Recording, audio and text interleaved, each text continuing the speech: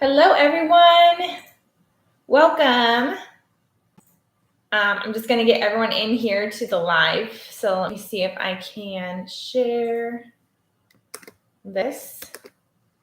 We are really excited to have it all on today because we're going to be talking about St. Joseph of the Old Testament, which is something that, I feel like isn't really talked about that much, or is not like, a character in the Bible or a person in the Bible that we talk about very much. So that's why we really wanted to, basically get on today and talk about St. Joseph of the Old Testament because he has extreme similarities with us nowadays. And that's not something that we think about very much. And it's really important to, think about that and pray about that and how we can take St. Joseph and all of his character and all of his virtues basically and take them and bring them into our own life, right? So that's basically what we're covering today. And I'm really thrilled to have everyone on today because the reality is that you're here because you're taking time out of your day to grow in your faith, grow in your preparedness. I mean, that's why you're here, right? So we're going to hop everyone on. It looks like we have a few on so far. You guys can say hi in the chat. Let me know where you're tuning in from. And I'm just going to make sure that everyone has access to the live link here. Let's see here. Very good. Okay, awesome. Looks like everyone's got it now. So we'll go ahead and get started. So if you're just tuning in, my name is Haley Berry.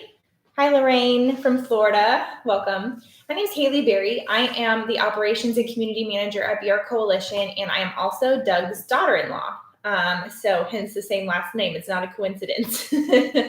So, we have a family from Alaska.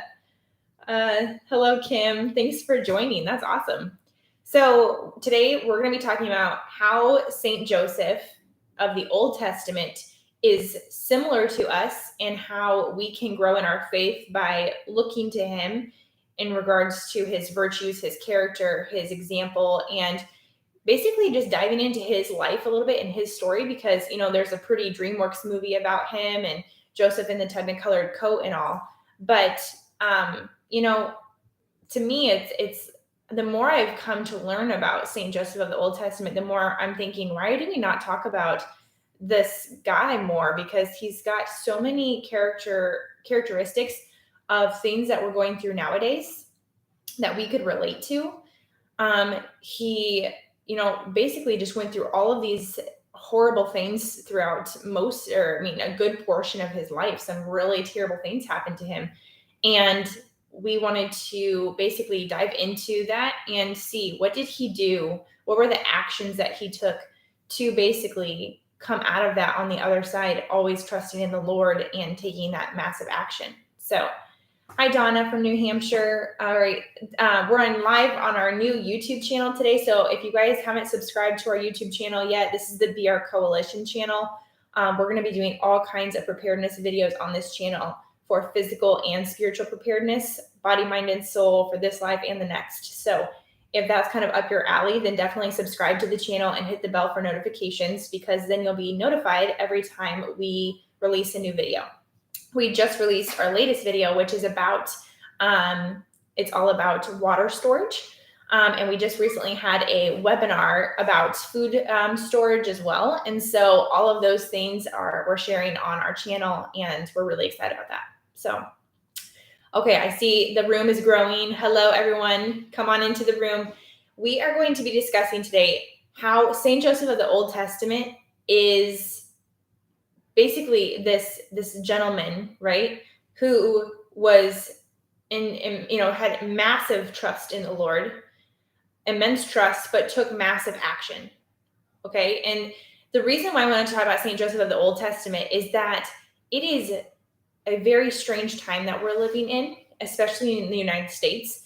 If you're living in a third world country, some of these things aren't necessarily that foreign to you, right? But in the United States, we are a first world country. We are, in a lot of ways, one of, if not the leading country in the world as far as, keeping most of the world under control in a lot of maybe government and military issues. Obviously, economically, we struggle a lot of the times too, but we all know that the United States has a massive reach and impact on the entire globe. So, hi, Donna. Donna says that the shelves are semi-empty. Yes. Okay, so basically today we wanted to dive into Saint Joseph of the Old Testament. Was a man who had encountered a lot of evil in his life. And we're going to get into his story because, like I said, there's a pretty DreamWorks movie about, St. Joseph of the Technicolored Coat. But when you read his story in the Bible, I was reading it and diving into it, prior to this live training. And I'm thinking, this man has so much to teach all of us, especially during these times. Don is saying the shelves are empty. We feel this immense loneliness. I know so many of us do. I hear this all the time in our emails and on our webinars and within our coalition community and within our preparedness course, that people just feel so alone. And so that's what we wanted to talk about today, is how do we relate to, what's the actions we're supposed to take, and how do we relate to godly figures that our Lord has given us in Scripture, specifically today, in order to know, what are we supposed to do? So, hi, everyone. Thanks so much for joining. We have people from Alaska and Chicago and Canada and Michigan and all kinds of places. So I'm in East Texas. So thanks so much for joining. So we're going to get started here in a couple minutes. Doug is going to join me, but I'm just going to cover, now that most people have made it into the room, what exactly we are covering today. So St. Joseph of the Old Testament is who we're talking about for the most part. But we're not just going to be talking about his story, because all of us can read it in the Bible in Genesis. But what we are going to be doing is we're going to be diving into 4 main areas of, within this live training. And those are that first, St. Joseph did not play victim. And St. Joseph had massive reason to play victim, massive reasons. His brothers wanted to first kill him. They then decided to throw him into a well, and they sold him into slavery. Once he was sold into slavery, he was then falsely accused of sexually harassing the Egyptian governor at the time. His wife, who was actually trying to seduce Joseph, falsely accused him of sexually harassing her, and he was put in prison for doing nothing. He then was in prison. He was telling dreams or interpreting dreams for the other prisoners. They would get let out of jail, and they would not mention Joseph's name, right? So, talk about, we feel like we get ripped off if we forget a loaf of bread at the grocery store, right? Is anyone with me on that? I'm just imagining, I was trying to really immerse myself in St. Joseph's, time period and his life. And I was thinking, this man had so much happen to him, and close. It's not even that he was sold into slavery. His own brothers did it. And so I was like, okay, the first thing we have to learn from this man is that he had immense trust in the Lord and took massive action, despite, out of most people, probably having the biggest victim card he could have pulled, right? We all can pull the victim card a lot of the times, and it's an easy way for us to have excuses, kind of rise up within our faith and not push us to dive deeper. But the reality is that St. Joseph was an incredible example of someone who definitely had a victim card, and he didn't pull it. So that's what we're going to talk about today. That's the first thing that Doug's going to talk about. The second thing is his massive trust in the Lord, his immense trust. So we see that throughout all of these things that happened to him, he continually was like, God is going to take care of me, right? He prayed continually. He was seeking wisdom. He was interpreting dreams via a gift that the Lord had given him, using his talents to glorify God. And then that leads to our third point we're going to talk about, which is he took massive action. And that's later on in his life that we see all that come to fruition. But the reality is he was taking baby steps along the way to get to basically the second in command in Egypt, and saving thousands of people all across the land during a famine. And so that's kind of how we're going to dive into the teachings of what's the massive action as far as the preparedness goes, and all of those things that we need to learn from St. Joseph, because they are so parallel to us nowadays. So I hope that sounds good. We're really excited about, diving into this training today. And so let's go ahead and get started. But I'm going to bring Doug in here in just a second, and he's going to kind of hop over and take over the training portion.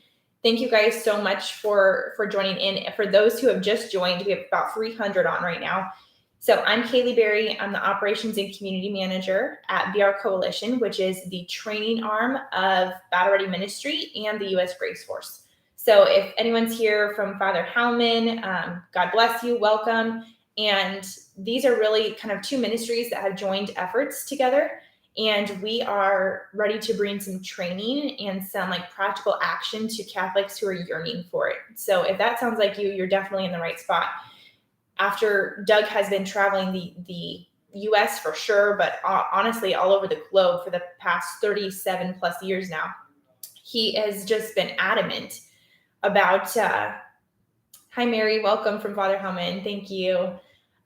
He's just been adamant about teaching Catholic preparedness, body, mind, and soul, because so many of us can over spiritualize the things that God has given us, like the fact that we have our bodies are a gift from God, and not abusing those things. Just the things that, Doug has felt has been on his heart from our Lord in order to teach those things. So without further ado, here's Doug. He's going to be teaching those, 3 main points that we talked about St. Joseph of the Old Testament. And we're going to get into those 3 points here. And then we're also going to have a live Q&A at the very end. So for those of you, we have about 300 on right now. Thank you so much for joining us. And then we'll, save your questions till the end so that we don't miss them. And we will basically answer all those questions within the chat and on live at the end. So save your questions and we'll go ahead and get started here. But thank you so much for joining us. And we're excited to learn about St. Joseph. All right. Thank you, Haley. Okay, here we go. How's everybody doing? Good to have you out there. Doug Berry here, Battle Ready Coalition, and we are set to go. And we just had a blessed candle brought into the room. Look at this. Woohoo! Why a blessed candle? Because there is spiritual warfare going on. We're in the thick of this spiritual warfare fight. We cannot take that lightly, and we want to bring in those elements that actually help us fight that spiritual warfare. But there's a natural aspect to it as well, and that's what Joseph of the Old Testament actually points out and makes clear to us, which we want to talk a little bit about here before we get into the question and answer. I know Haley sets this up very well to help everybody understand what's going on and kind of what we're going to do here. And it's an honor to be part of this. Now, I just had a meeting today with a friend of mine who is a Battle Ready Coalition member and just on board with all the needs to be, I'm sorry, I'm trying to get this straightened up here. There we go. Who's on board with all the needs that we are all in the thick of really trying to take seriously preparation. We look at different things happening in the world. We look at all the food supply chain problems. We look at all of the red flags, all the indicators. I went to a grocery store today to pick up a couple more cases of water and some raw honey, which is a great thing to have on hand. Raw honey. It's good for the immune system. It keeps forever. It's one of those forever foods is a term that's used. It has just a lot of great components to it. Now, I pick up a few bottles here and there of different things, a couple cases of water here and there, a few extra cans of soup here and there. Last week, we did the webinar on 5 different ways to source food. And these are all different things that my wife and I and others in my family are trying to do to take seriously these steps to source food, build up our reservoir, our pantry, not just for ourselves, but for others as well. Now, there's no way, obviously, we can feed an entire community, entire city. There have to be city officials, government officials, local officials, people working within the confines of the city or the community who take steps to guard and protect. There are a lot of people who still are not on board with the idea of taking steps to prepare, even though we see the indicators and the red flags. So while I'm at the store today, one of those red flags is you just scroll down and or roll down, I should say, each aisle, and you find a pocket here or there of empty shelf. Now, this is very common now and not so common in the past. Empty shelves constantly appearing here and there. We see this as a regular occurrence now. People are getting used to that. We should not be so comfortable to just get used to those things. There's a lot that you could point to, and we won't get into that during this event right now, but we do this with our BRC training, with our BRC members and so forth. There are a lot of indicators out there that state or show that there's much more being planned behind a lot of this. And we need to take very seriously that there are those in positions of power that are not going to let probably this go. You don't see that giving over of freedoms and giving over of certain ways of life that we have just being allowed to being handed back over to society. People who are tyrannical, people who are power hungry, once they get a hold of power, they normally keep it. And to get it back, oftentimes, it can lead to even grave conflict. We hope and pray nothing like that ever happens in America, but it's happening in other parts of the world.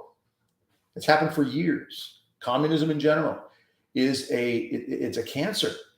We were warned by this by our Blessed Mother in 1917, statue of Our Lady Fatima, right over here.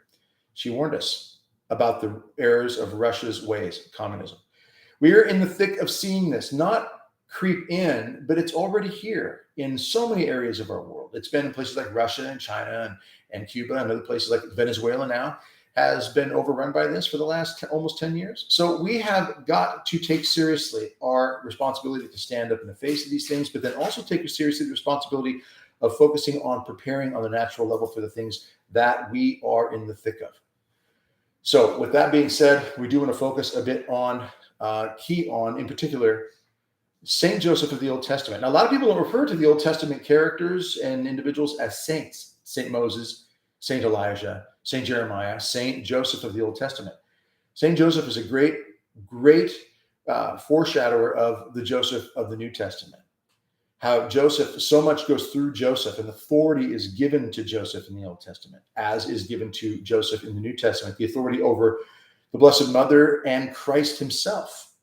So that when the angel comes to Joseph in the New Testament and says, you need to flee into Egypt because Herod is seeking to destroy Jesus, seeking to destroy the child, what does Joseph do? He doesn't defer to the Blessed Mother and say, well, you're immaculate, you're without sin, let me know if I'm on the right track here. He does what he's told because he's in the position of authority, even over the Blessed Mother, who is sinless, and Christ himself, who is divine. But let's go back to the Old Testament Joseph.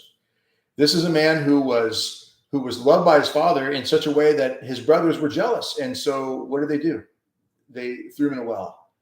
And they go back with his cloak, Joseph, the coat of many colors. We're familiar with that story. They take the cloak back. There's blood on it now. They put animal blood on it, and they claim that Joseph has been killed. And so the father, of course, is just broken. It's tragic. He's broken by this. And the brothers, they can't kill their brother, but they also don't want him around. Because he talks about being in a position, it's a dream that he has, about being in a position where he's risen above his brothers, and they're very jealous by this. That's another part of the story I won't get into, because we want to focus on the fact that Joseph is thrown into a well, and then his brothers sell him into slavery. They sell him into slavery. And eventually Joseph ends up a slave in Egypt under Pharaoh. And Joseph, he doesn't play the victim. Joseph doesn't say, oh, woe is me. He doesn't live in the pity party mentality. It's very easy for us to do that, to fall into the, oh, woe is me. I can't take the steps to be prepared. I can't do this. I can't use my gifts and talents for the glory of God. I can't help people. For whatever reason, many of us find excuses or rationale as to why we shouldn't step out and help others, or be better prepared to help others, or at the very least, use our talents and our gifts to increase our opportunity and our chance of being able to help others. So Joseph is a great example of basically not playing the victim, not giving into that attitude, but he's sold into slavery. And while he's there, there's this sexual harassment sort of situation with the Pharaoh's wife, and he ends up being thrown into prison, or Potiphar's wife. He's thrown into prison. While he's in prison, Pharaoh's baker and Pharaoh's lead cupbearer both have dreams. And Joseph explains them to them. Now, when they're released from prison eventually, what happens is, shortly after this, Pharaoh has a dream. He has actually two dreams. They're kind of consecutive. The first dream he sees 7 really fat cows, really healthy fat cows. And then he sees 7 scrawny cows. The 7 scrawny cows eat the fat cows. And it devastates Pharaoh. He wakes up. Well, then he goes back to sleep, and then he sees 7 ears of grain that are healthy and just robust. And then he sees 7 scrawny ears of grain come up, and they eat the 7 healthy ears of grain. Now, when he's confused by this, he calls all of his scripture states, his magicians and all the soothsayers and all those people. He calls them forward and says, explain this to me. And no one's got an answer for him. No one. And then the cupbearer comes forward and says, forgive me, but while I was in prison, there was a man there. And this man, this Hebrew, he explained this to me. He explained my own dreams. Pharaoh says, bring him to me. So he is brought before Pharaoh. And Pharaoh explains the dreams to Joseph. And Joseph says to him, look, this is a warning. There will be 7 years of bounty, of richness, and you are going to you're going to be able to live it up, basically. And then there's going to be 7 years of famine, and it's going to be devastating. Because Pharaoh explains to him that when the 7 skinny cows eat the 7 fat cows, the 7 skinny cows remain skinny and ugly. They don't even help improve in their health. It's an indicator that these 7 years of famine are going to devastate these 7 years of bounty beforehand. So Pharaoh asks, what do we do to deal with this? And Joseph tells him, you need to go about the land and you need to store up food. You need to store up provisions. You need to take the steps necessary, the measures necessary. In other words, Joseph uses the gifts that he's been given, and he takes these gifts and presents them to Pharaoh and says, this is what can be done. The gift of being able to interpret the dreams that God gives him. And in the thick of all this, what is Joseph doing? He's trusting God 100%. 100%. Everything's for the glory of God. No question about that. That is Joseph's position. But he acts upon it. He takes massive action. He takes big steps to say that even though we trust God, we need to engage in this natural world with big steps to be prepared for all of whatever crisis may come our way. I'm going to read this one passage to you because after Joseph speaks this way to Pharaoh, Pharaoh says this proposal pleased Pharaoh and all the servants. And Pharaoh said to his servants, can we find a man like this in whom is the Spirit of God? Then Pharaoh said to Joseph, since God has shown you all of this, the gift that God gave Joseph, since God has shown you all this, there is none so discerning and wise as you are. You shall be over my house, and all my people shall order themselves as you command. Only as regards the throne will I be greater than you. And Pharaoh said to Joseph, see, I have set you over all the land of Egypt. Then Pharaoh took the signet ring from his hand and put it on Joseph's hand, and clothed him in garments and fine linen, and put a gold chain around his neck. And he made him ride in his second chariot. And they called out before him, bow the knee. Thus he set him over all the land of Egypt. This goes on and on. Basically, you've got Pharaoh telling Joseph, your gifts and talents, the ones that God gave him, will now be elevated and lifted to a point where you will be over all of Egypt. You'll be as powerful as Pharaoh, except that you're not Pharaoh. It's that close. Because God gave him gifts. What gifts do you and I have? And how will we use them in ways that will honor God? That's what's critical. All right. We have this course that we're offering to you. Now, what we've tried to do with Battle Ready here is we've tried to take the gifts that God has given us, and we've tried to use them, the research, the time that we spent, to incorporate these gifts, and we've tried to put them together in a way that would help other people. In addition to the course, the Battle Ready Emergency Preparedness course, we also want to do events like this to help you. Like right now, we're going to go to question and answer in just a few moments here and answer questions you might have about concerns or preparing in different ways. But it's not just physical. In all the years that we've spent looking at prepping, and we like to talk about now the Battle Ready Emergency Preparedness course. We call it BREP for short, BREP, Battle Ready Emergency Preparedness course, the BREP course. Instead of being a prepper, we want you to be a brepper. What is a brepper? Sounds kind of fun. Someone threw that out at us. We thought, that's a great name. Let's use it. It's trusting God. It's preparing for the glory of God. It's doing what St. Joseph did in the Old Testament. It's preparing for the glory of God and to benefit other people. Because when this Pharaoh put Joseph in charge of all the land of Egypt, and then the 7 years went by, he also gave Joseph his daughter for marriage. So he takes a wife. He starts to have children. And over these 7 years, he's going all over Egypt. And he is working with people everywhere. And they are preparing all across the land. And they're preparing by building storage bins and taking measures of wheat and grain and other provisions that are necessary. So they had to build those things to store up the materials that they knew they would need. And Joseph is in charge of all this. He's using the gifts and the talents that God gave him while trusting God 100%. He never played victim. He never woe is me, pity partied, any of this. He took whatever God gave him and he used it for the glory of God and to benefit others as well. So when the famine hit and people came to Pharaoh, what do we do? What do we do? We need help. There is a famous line where Pharaoh says, go to Joseph and do whatever he tells you. In Latin, it's ite ad Joseph.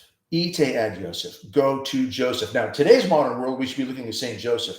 For those Catholics out there who are aware, we know that we should know this is the year of St. Joseph, but it ends very soon. It's coming up, ending in just a few weeks, the beginning of December. We are in the year of St. Joseph still. We should still be going to Joseph no matter what. Joseph is in charge of the Holy Family. Joseph took preparations that were necessary to take care of his own family. Joseph never would have sat back and said, hey, I'm raising the Son of God here. I don't have to do anything. I don't got to work anymore. I'm done. I'm just going to trust Jesus. He'll take care of everything. He is the second person of the Trinity. No, he still worked. He still provided. And when the angel came and said, Pharaoh's trying to destroy the child, Joseph said, we're gone. We're moving. We're bugging out. Joseph would have prepared what was necessary for that journey. And then he took that donkey across that rugged land into Egypt. That's a pretty rough trip, especially when you know that the king, King Herod, is after your child, the child that you've been given the responsibility for. So those that were entrusted to St. Joseph's care in the New Testament, those that were entrusted to St. Joseph of the Old Testament, both of these Josephs took the steps necessary to step up, use the gifts and talents God gave them, trust God, never played victim. You don't see St. Joseph in the New Testament saying, woe is me. I get put in this task, this position, the mother of God, and now the Son of God, and oh man, now I got to protect him and I got to take care of him. This is a tough job. Woe is me. No. Whatever position we're in right now, whatever aches and pains, whatever difficulties we have, whatever they are, we need to take the gifts that God gave us. We need to not play victim. We need to use those gifts. We need to trust God. And we need to take action, the action that we can take right now. We only have control over some things. We don't have control over what happens in the White House. If we did, really think about it. Even when the Fifth Circuit Court comes out and says that Biden's vaccine mandates are not good, they could be unconstitutional, and they need to look through this a little more thoroughly, and they put a stay on the mandates. What comes out of the White House press? The press secretary, the lady who's taken the place of Psaki, she comes out and says, well, we're still encouraging businesses to go ahead and go forward with this. In other words, who cares what the courts say? Now, this is not the first time this has happened. So why even bring this up? Because we're living in a time right now where we see the signs of the times, we see the struggles that we're in, and we don't have control over some of that stuff on that level. Now, we need to continue to do the things that we do have control over, vote when we have a chance. We need to peacefully protest where we can, when we can.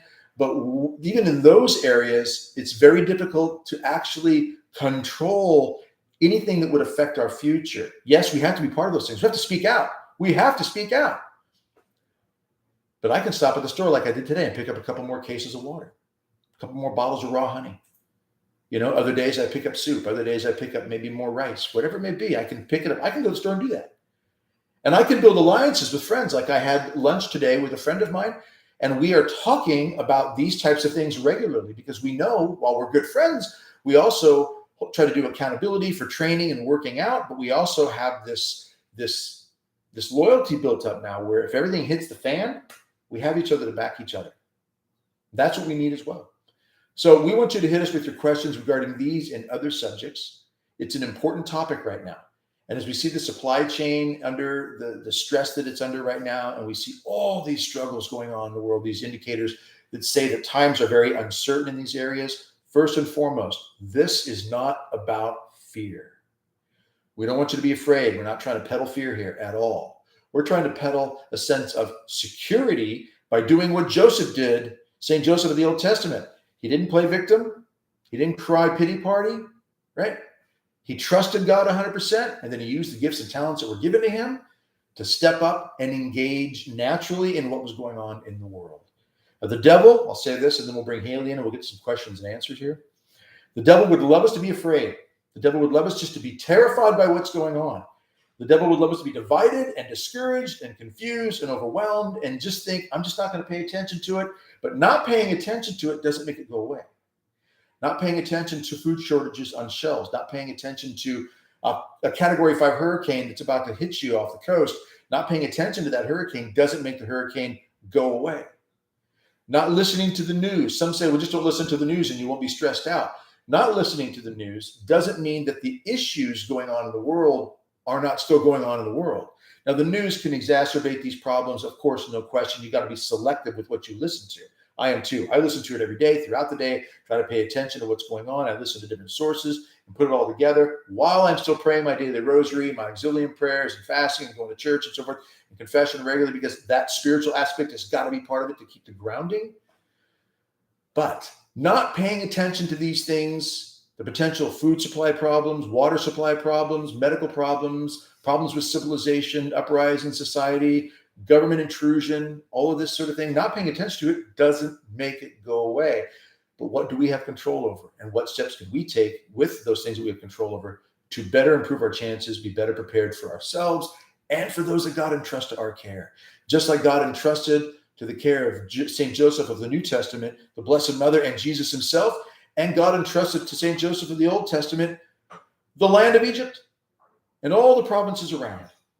And that's a great point in that story, is that when the people came from all around the land, they came from all around the land and they went to Joseph, and Joseph was the one who helped them thrive and find really the truth of God in the thick of this entire famine that was devastating them for 7 years.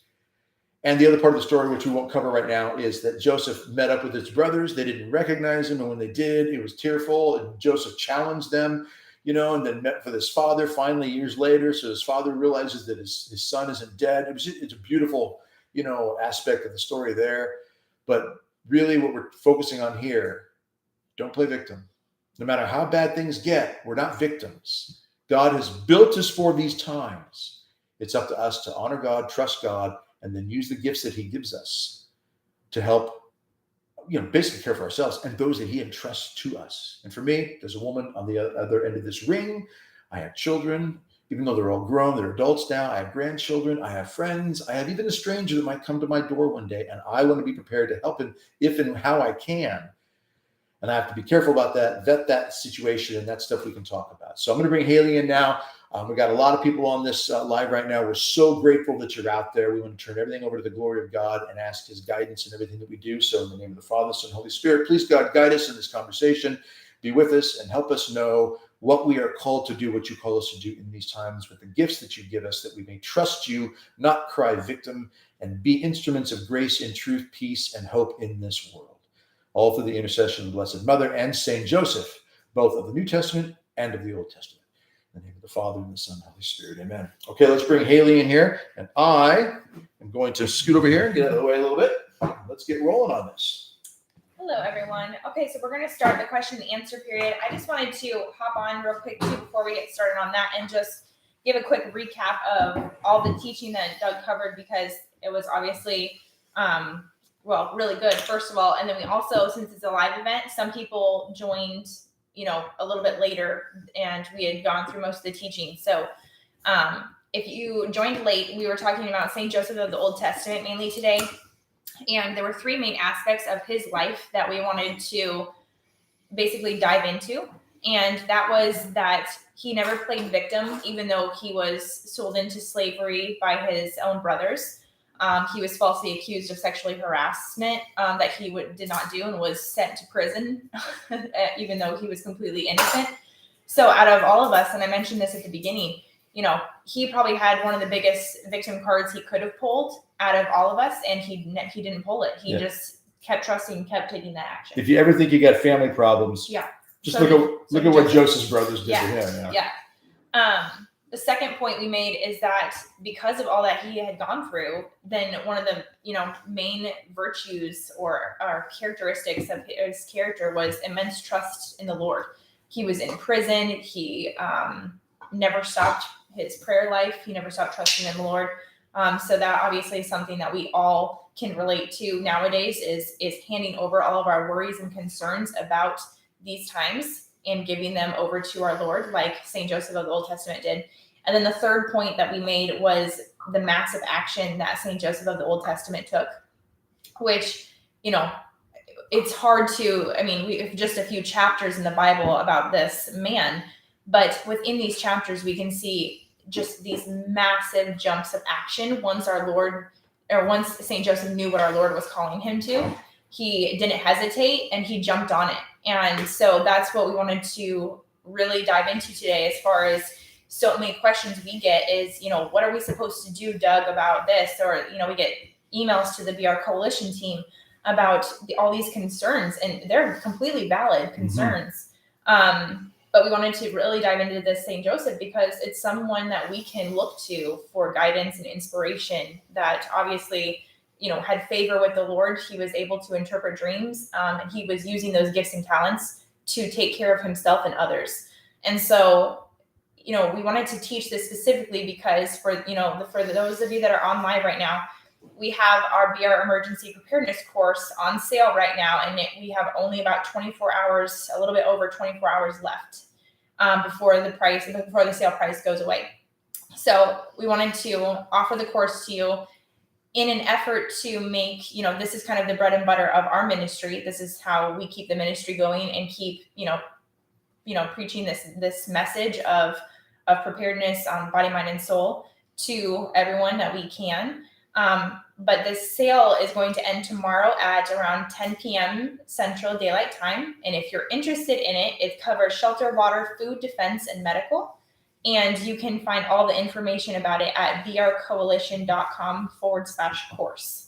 And like I said, we have about a little over 24 hours left. So if you're just joining us or you haven't heard about the course yet and you're interested, definitely go to brcoalition.com/course. And, we would be happy to answer any questions you have about the content inside or, any of those things. Simply, it's Catholic preparedness. It's the only course of its kind. It covers basically everything that St. Joseph of the Old Testament did. Doug, mentioned this, that one of the biggest things that we know about St. Joseph and that we raised him up is that he built granaries and stored 7 years worth of food for basically the entire known world at the time. I mean, other nations were coming to Egypt. So as far as preparedness goes, our Lord definitely calls us to preparedness during times where we need to. I would say that this is the time that we need to, since we see such supply chain issues. It's a time when we have slowly over generations gone to more reliance on government without us knowing it, just because of how things are set up nowadays. And it's time for us to take that responsibility back, like St. Joseph did. And that's all the stuff that we teach in the emergency preparedness course. Yeah, one quick thought on that is it's too easy for us to relegate our authority or our responsibilities to somebody else or something else. For example, it's easy just to say, if there's a problem in my home, a crisis, a health crisis, or a violent crime, somebody's breaking into my house, I'm just going to pick up my phone and call 911.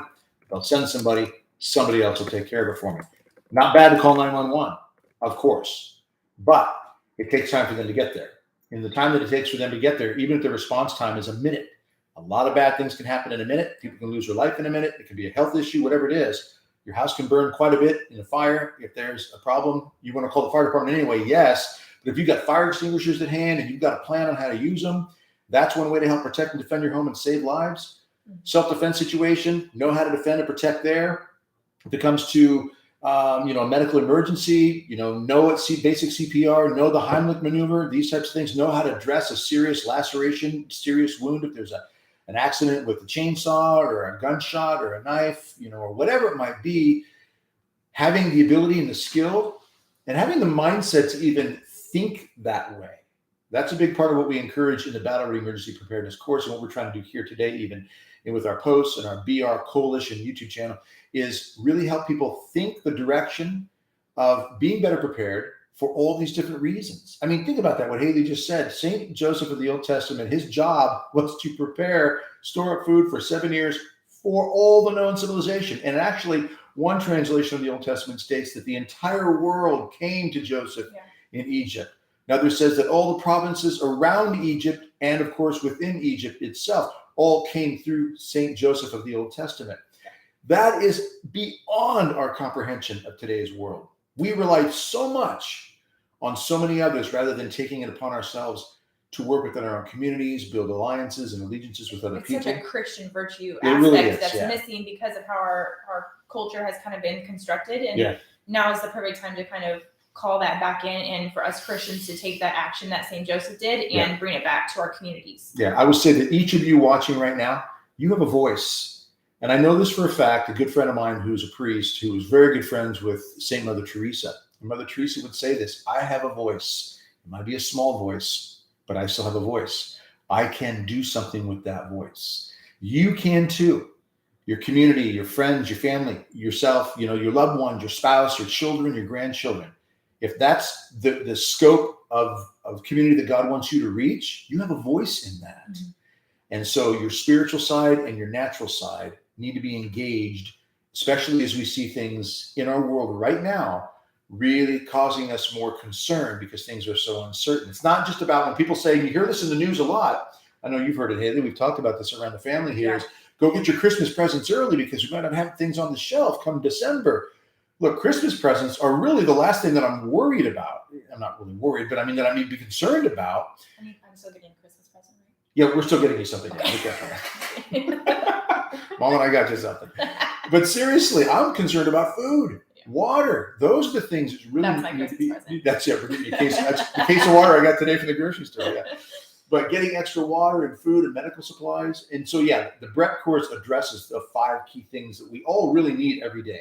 Mm-hmm. Food, water, shelter, like the home and all that we're in, right? Mm-hmm. Medical and defense, which means we want to be safe. We want to be protected. That's why we have law enforcement. And they'll look at the areas where they're defunding police and look at the rise in crime. And if we don't think that they won't continue to do these sorts of things, then we're not paying attention to the times that we're living in right now. So again, it's not about fear or anxiety. It's about training us up to think the right direction, that we turn to God first, but then we use our natural gifts in order to take the steps and the action as Joseph did in the Old Testament and the New Testament, and be part of the solution, be part of the hope that we can bring people. So I'm going to go ahead. Why don't we get started on Q&A here? If you guys have any questions about the teaching that we did today on St. Joseph of the Old Testament, if you have any questions about, things that you're concerned about in the world right now and what to do about it, or if you have any questions specifically about the emergency preparedness course that we offer at the BR Coalition, please drop those in the chat and we're going to get through those right now. While those questions are coming in, I just wanted to remind everyone that the BREP sale, which is our course, ends tomorrow evening. So you have a little over 24 hours left. Inside that course is over 4 hours of professional video content, over 10 workbooks. We teach preparedness on 4 tiers, which is preparing for 3 days, 3 weeks, 3 months, and 1 year plus. The reason we do that is we've been preparing for over 10 plus years. We've really been diving into Catholic preparedness, and we would find so many preppers that were completely not Christian, not Catholic. And it was a very kind of hoarding type of, I don't know what the right word is, but I guess approach to preparedness is just that, I'll kill anyone that tries to take my can of green beans. Which, by the way, we have heard on a couple different occasions, men say, I don't need to get food, water. I have guns and ammo. I'll get what I need when I need it. We've heard them say that. Horrible. Yeah. And she's right. We don't want to have that attitude. It's not very Christian. It's not charitable. No. It's to be about how can we do what a St. Joseph of the Old Testament did? How can we be a source of hope for other people? We should be our individual communities, our families' own St. Joseph of the Old Testament. Right. Because when and if something happens, and I mean, my gosh, talk about trust. We didn't really bring this up, or I don't think we did, but he had to prepare, St. Joseph had to prepare for 7 years before anything was wrong. Like, he just was told that something bad was going to happen for 7 years. Like, we are being told that things are happening right now and we're still not taking action. So talk about trusting the Lord. If he's like, hey, in 7 years, you're going to need this, so start right now. Like, would we do that? Because there are people out there, because of human nature, who would have heard, well, why is he doing this? Why is he going around? Procrastinators. Well, someone said that Pharaoh had a dream and he interpreted this dream, so we're giving the measure of our food over at every harvest because of a dream? Because some guy who was in prison said to Pharaoh, I mean, it's literally like the hookiest story. It really is. It's kind of like, you think about on human nature that just cannot endure hearing something that sounds prophetic. So when the Blessed Mother in Fatima would have told, there she is right here. When the Blessed Mother told the children in Fatima that there would be a second world war if man did not stop offending God, that was in 1917, which World War I ended in 1918. She said, this war will end soon. This was on July 13th. She said this. This war will end soon, but there will be a second war if man does not stop offending God. And there was, obviously, just about 21 years later, in 1938 or so, when things really started to roll. The people in that time period who heard that from those three little children, who at the time were 7, 9, and 10 years old, you can only imagine them scratching their heads thinking, why are we listening to these three little kids who say they saw a vision of the Blessed Mother and that she said there'd be a second war? We're never going to have a war like this again. Or what's this thing about Russia and the error of Russia's ways? Communism, basically, godlessness. So there's this more than creeping into America. It is. I mean, we have people from Ireland on today, Canada. Yeah. So it's happening globally. You see it all over the world. Yeah. Canada, Ireland, you see it as well. So anyway, chime on in with your questions, your comments, your thoughts about the course. We really believe in the course. We know a couple thousand people have already purchased the course. We've heard nothing negative. Thanks be to God from that. We're very thankful and humbled by that. We want people to have the benefit of this course, to learn everything from food, water, shelter, medical, defense, and also things like changing a flat tire, jump starting a car, using a ferro rod to start a fire. These types of things are things we go through in the course extensively. Skills that have been slowly lost over time that we feel like is very important, or we know is very important to kind of reignite the fire. Yeah. One other thing I wanted to mention about St. Joseph, I saw a question that came in about, why are we talking about the St. Joseph of the Old Testament? Because it's the year of St. Joseph of the New Testament, right? Mm-hmm. The husband of Mary.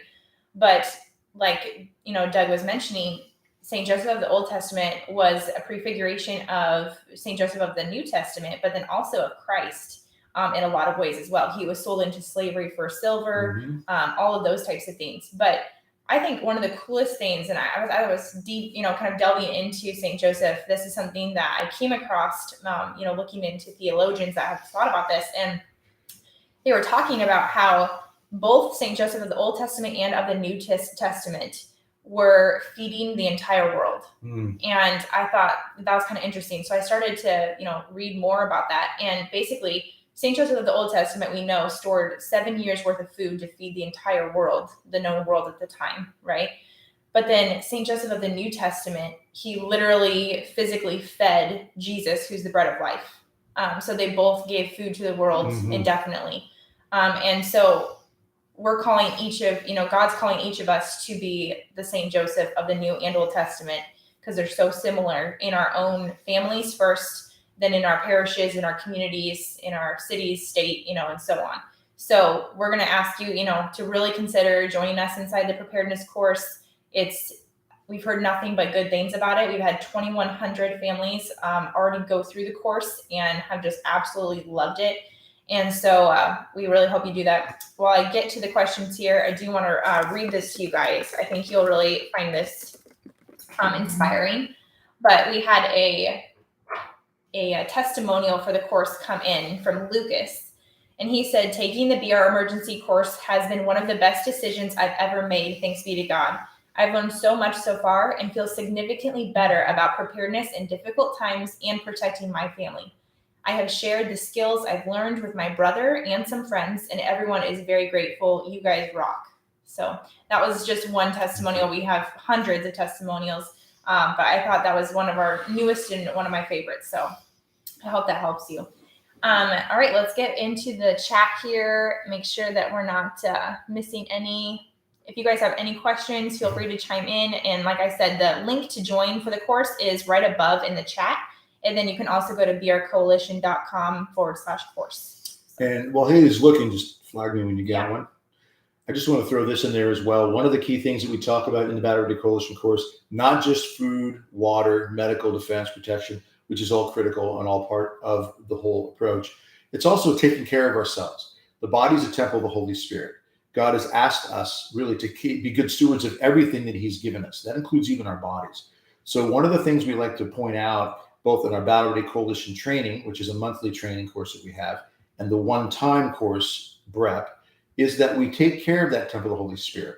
You don't have to be a world-class athlete, and you don't have to learn how to fight like Bruce Lee or Chuck Norris, but to have basic skills to defend and protect, and to be reasonably healthy, to be able to endure challenges, difficult times. Think, for example, with everything that's been going on with this virus issue, and we're on YouTube, so we'll be careful how we word some of these things so we don't get taken down.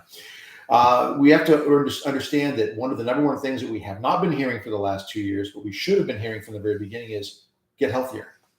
Okay, improve your immune system, strengthen your immune system so that you can endure this virus and anything else that may come your way. Instead, we've done it once. Exactly, yes. And instead we've been told, no, we are going to inject you out of this problem. But almost never do you hear really from any of the authorities out there, the ones that we see on TV all the time, do we hear get healthier, all right? Put your body in a better position to be able to endure the challenges. So we do encourage in both our Battle Rate Coalition, which is the monthly training that we do, and the BREP course, take care of yourself. Take care of yourself because you're a temple of the Holy Spirit. That's awesome. God made you incredible. We're all made incredible. St. John Paul II says we are unrepeatable. Okay, a human dignity that God has given us all is phenomenal. So we need to take care of that temple of the Holy Spirit and be better prepared to handle whatever physical challenges come our way to the best of our ability. Absolutely. So our first question comes from iColumna, I believe. It says, how can we ignite others who are almost there? So that's a very good question. Yeah, great question. I would say one of the things that we have found is there's a certain contagiousness to people who take seriously these things and do it more with joy and responsibility rather than heaviness and doom and gloom.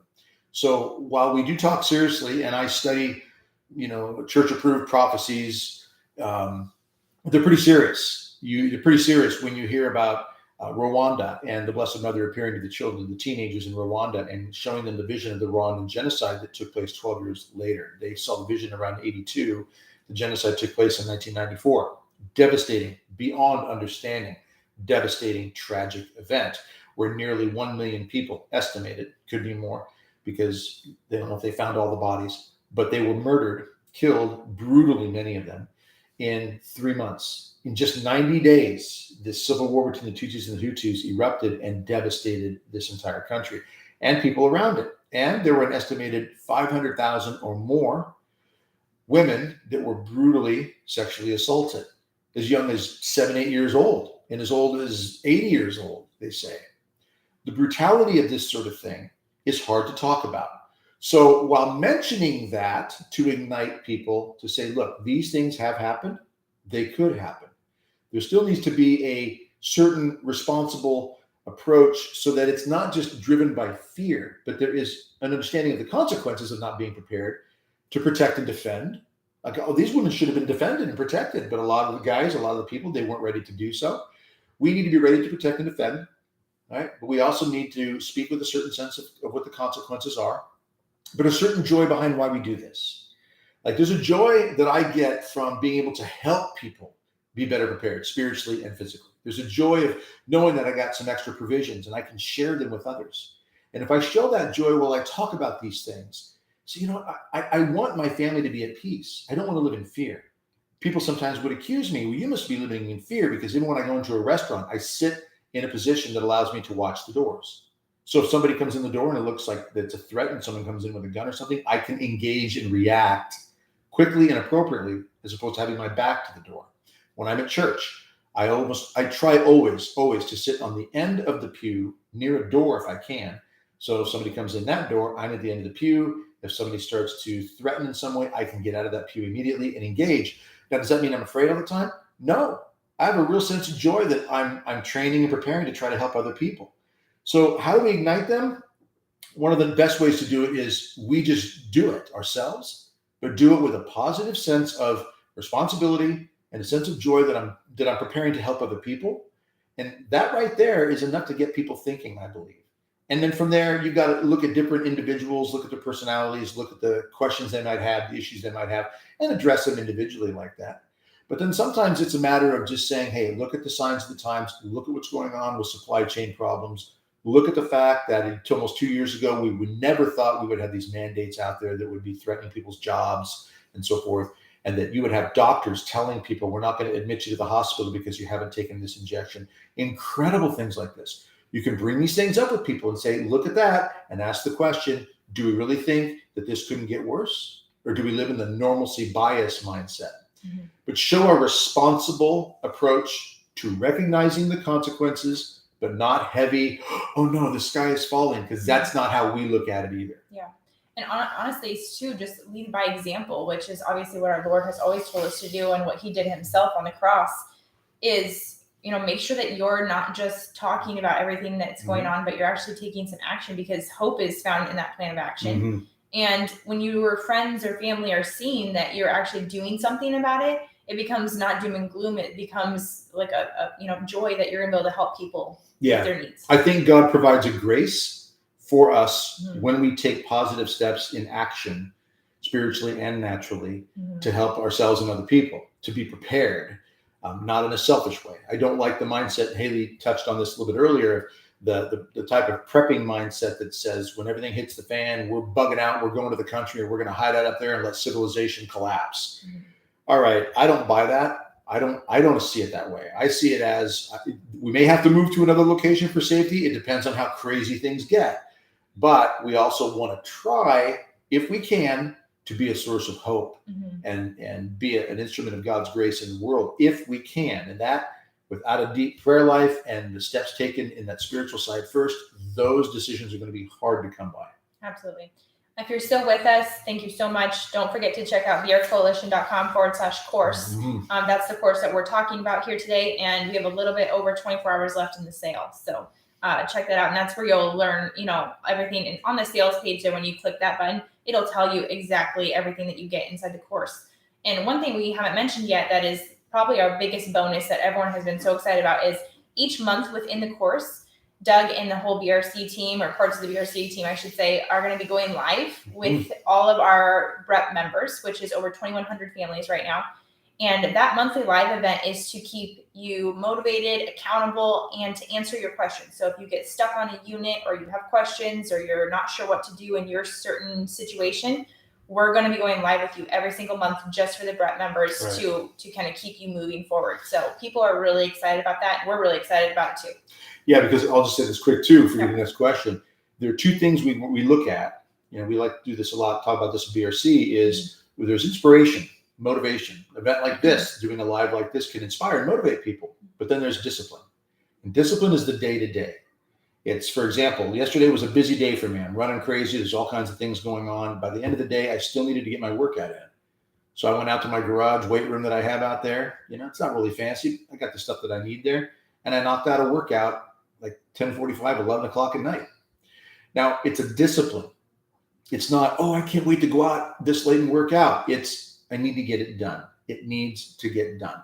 So the discipline is something we all need to grow in. Procrastination and excuses are destroying us. They're killing us, and they're hurting our preparedness. So when Haley talks about a monthly get-together with you all, if you sign up for the BREP course and join the BREP course, you will have an opportunity to not just have that motivation, inspiration by the grace of God, we hope and pray, but also the encouragement to be disciplined, to not make excuses, to not procrastinate, because without that sense of discipline, we don't get through the battlefield. In a foxhole, soldiers have said this. What would you rather have? Inspiration in a foxhole or discipline? Inspiration gets you going. Discipline wins the battle. So that's what the monthly events are going to be, hopefully focused on, trying to help us grow in the discipline, answer the questions, encouragement.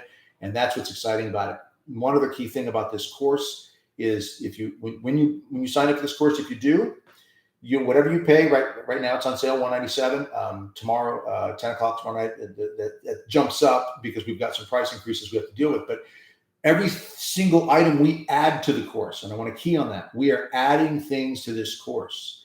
It doesn't stop at just 4 hours of video and 10 workbooks and this monthly, question and answer period that we're going to do live. It increases, and as it increases, there is no extra charge at all to any of you. No extra charge, 1 penny. What you purchase it for now, even if it doubles in size in the next year or two, you don't pay a penny for it at all. And there is a 30-day complete money back guarantee on the whole thing. And so far, by the grace of God, no one has ever asked for their money back. Everybody who's purchased it, you got a month to work with it. There's a lot you can do in a month with it. And if you decide after a month, this isn't for me, you get your money back on it. We want you to get this because you feel it's a good fit, not out of fear, out of a responsible understanding of the consequences, yes, of not being prepared, not taking steps in these 5 key areas, but not out of fear. Call it a healthy fear if you want, but it's a healthy fear just like Pharaoh had when Pharaoh turned to Joseph and said, oh no, 7 years of famine, we got to do something. And Joseph said, this is what you got to do. And Pharaoh said, okay, responsible consequence, looking at this here. Joseph, go for it. That's what we want you to think about this. That's how we want you to think about this as well. Yeah. So a few questions that we get about the course, and Doug mentioned a few of them, is you get instant access to the entire thing as soon as you purchase. You're going to get lifetime access as well. So you purchase one time and then it's done. We also have a private, non-censored by big tech community on circle.so, which is probably one of people's biggest reasons. People say that they'll pay the money just for the community itself. Mm-hmm. Because it's booming right now. We just moved off of Facebook to, get rid of all that censorship that's going on, and you can meet preppers in your area, share, what's working for you, share your concerns, ask for prayers. It's a very tight-knit community, and so all that's included as soon as you purchase. Quick shout out to my good friend Tom in Florida. Did you see that? Yeah, I was going to tell you. I owe you a phone call, brother. I do. I'm so sorry. So yeah, my friend Tom in Florida, brother, man, I've known you for like almost 30 years, 27 years or so now. Gotta connect with you again. I'm so sorry, man. So Tom, Florida. I'll call you soon, man. Lorraine says, what about ceramic bowls to cook when there's no utilities?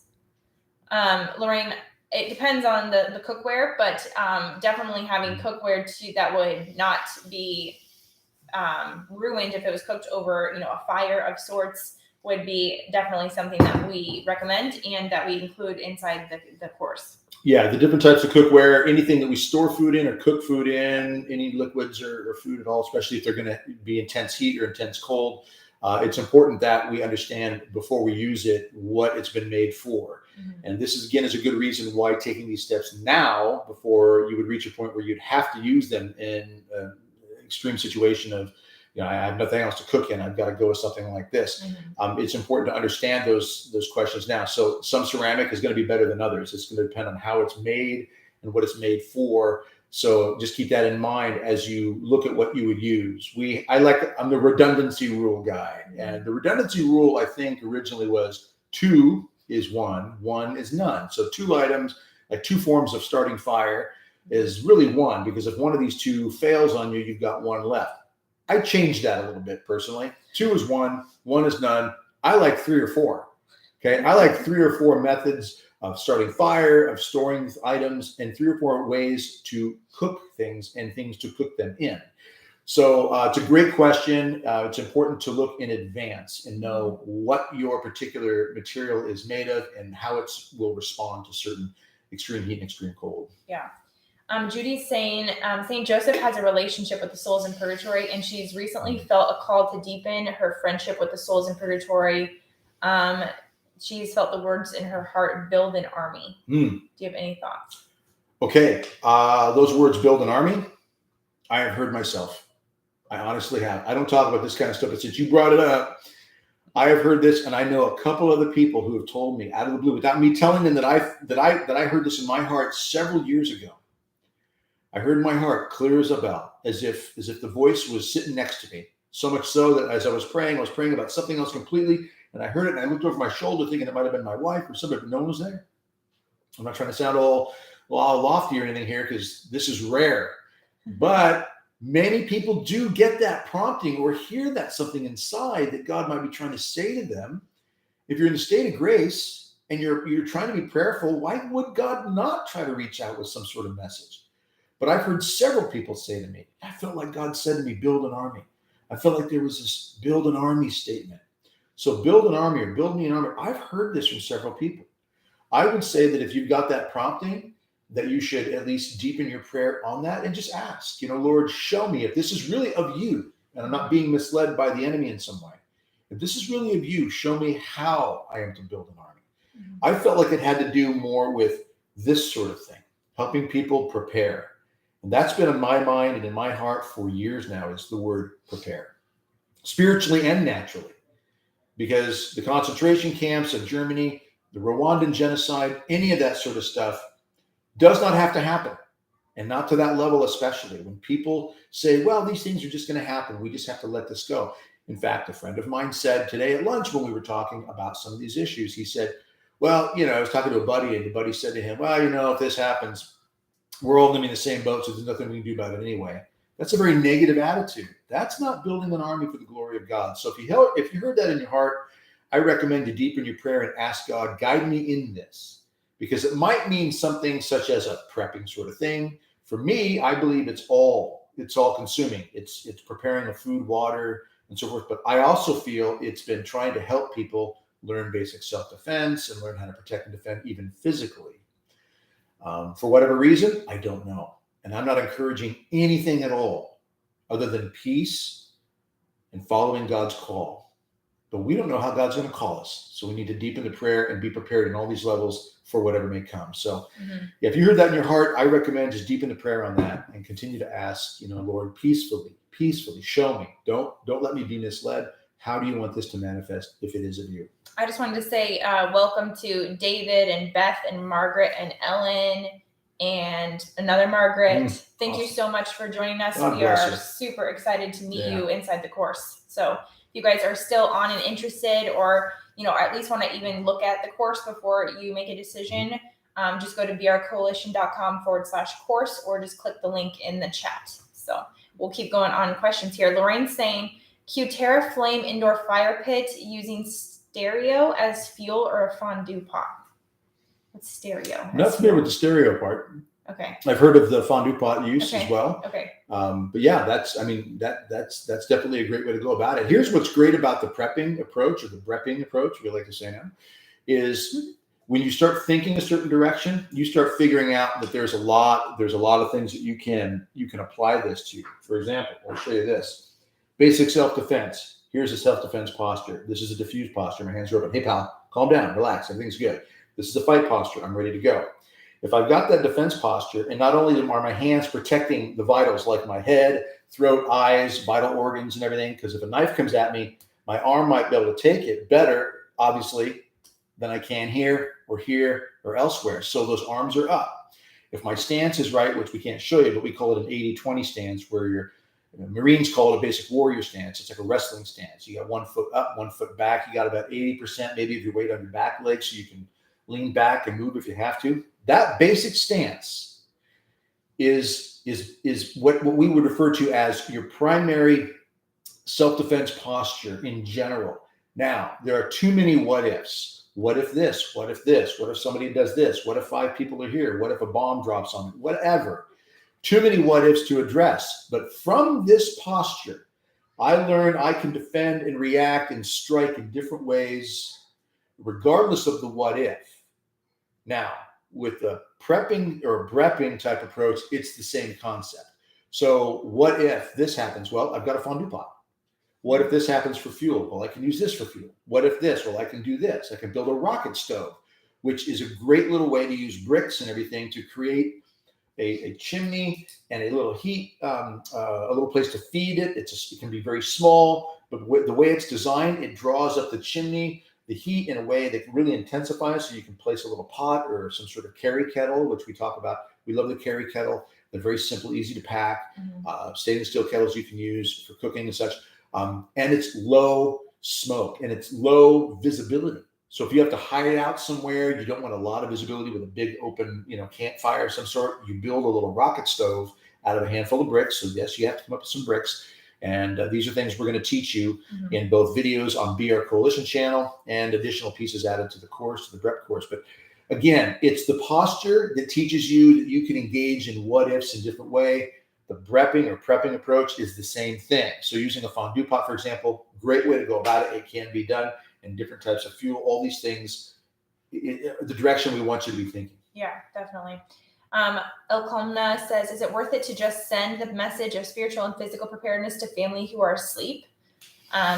Definitely. I mean, it depends on your relationship with them. That's kind of hard to answer since we don't know the logistics of, how close you are to them. Sometimes that stuff, if you're not close to them and they're not comfortable with it, then it can sometimes push them further away. So you kind of have to, pray about that. But we've had several people buy the BR Emergency Preparedness course specifically for their son for Christmas who has 3 young kids, but he knew it was coming, and he, is in the same line of thinking, was actually grateful for it. So I think that's definitely a per case basis. Yeah. And one thing to remember too is that grace operates in ways that we don't always understand.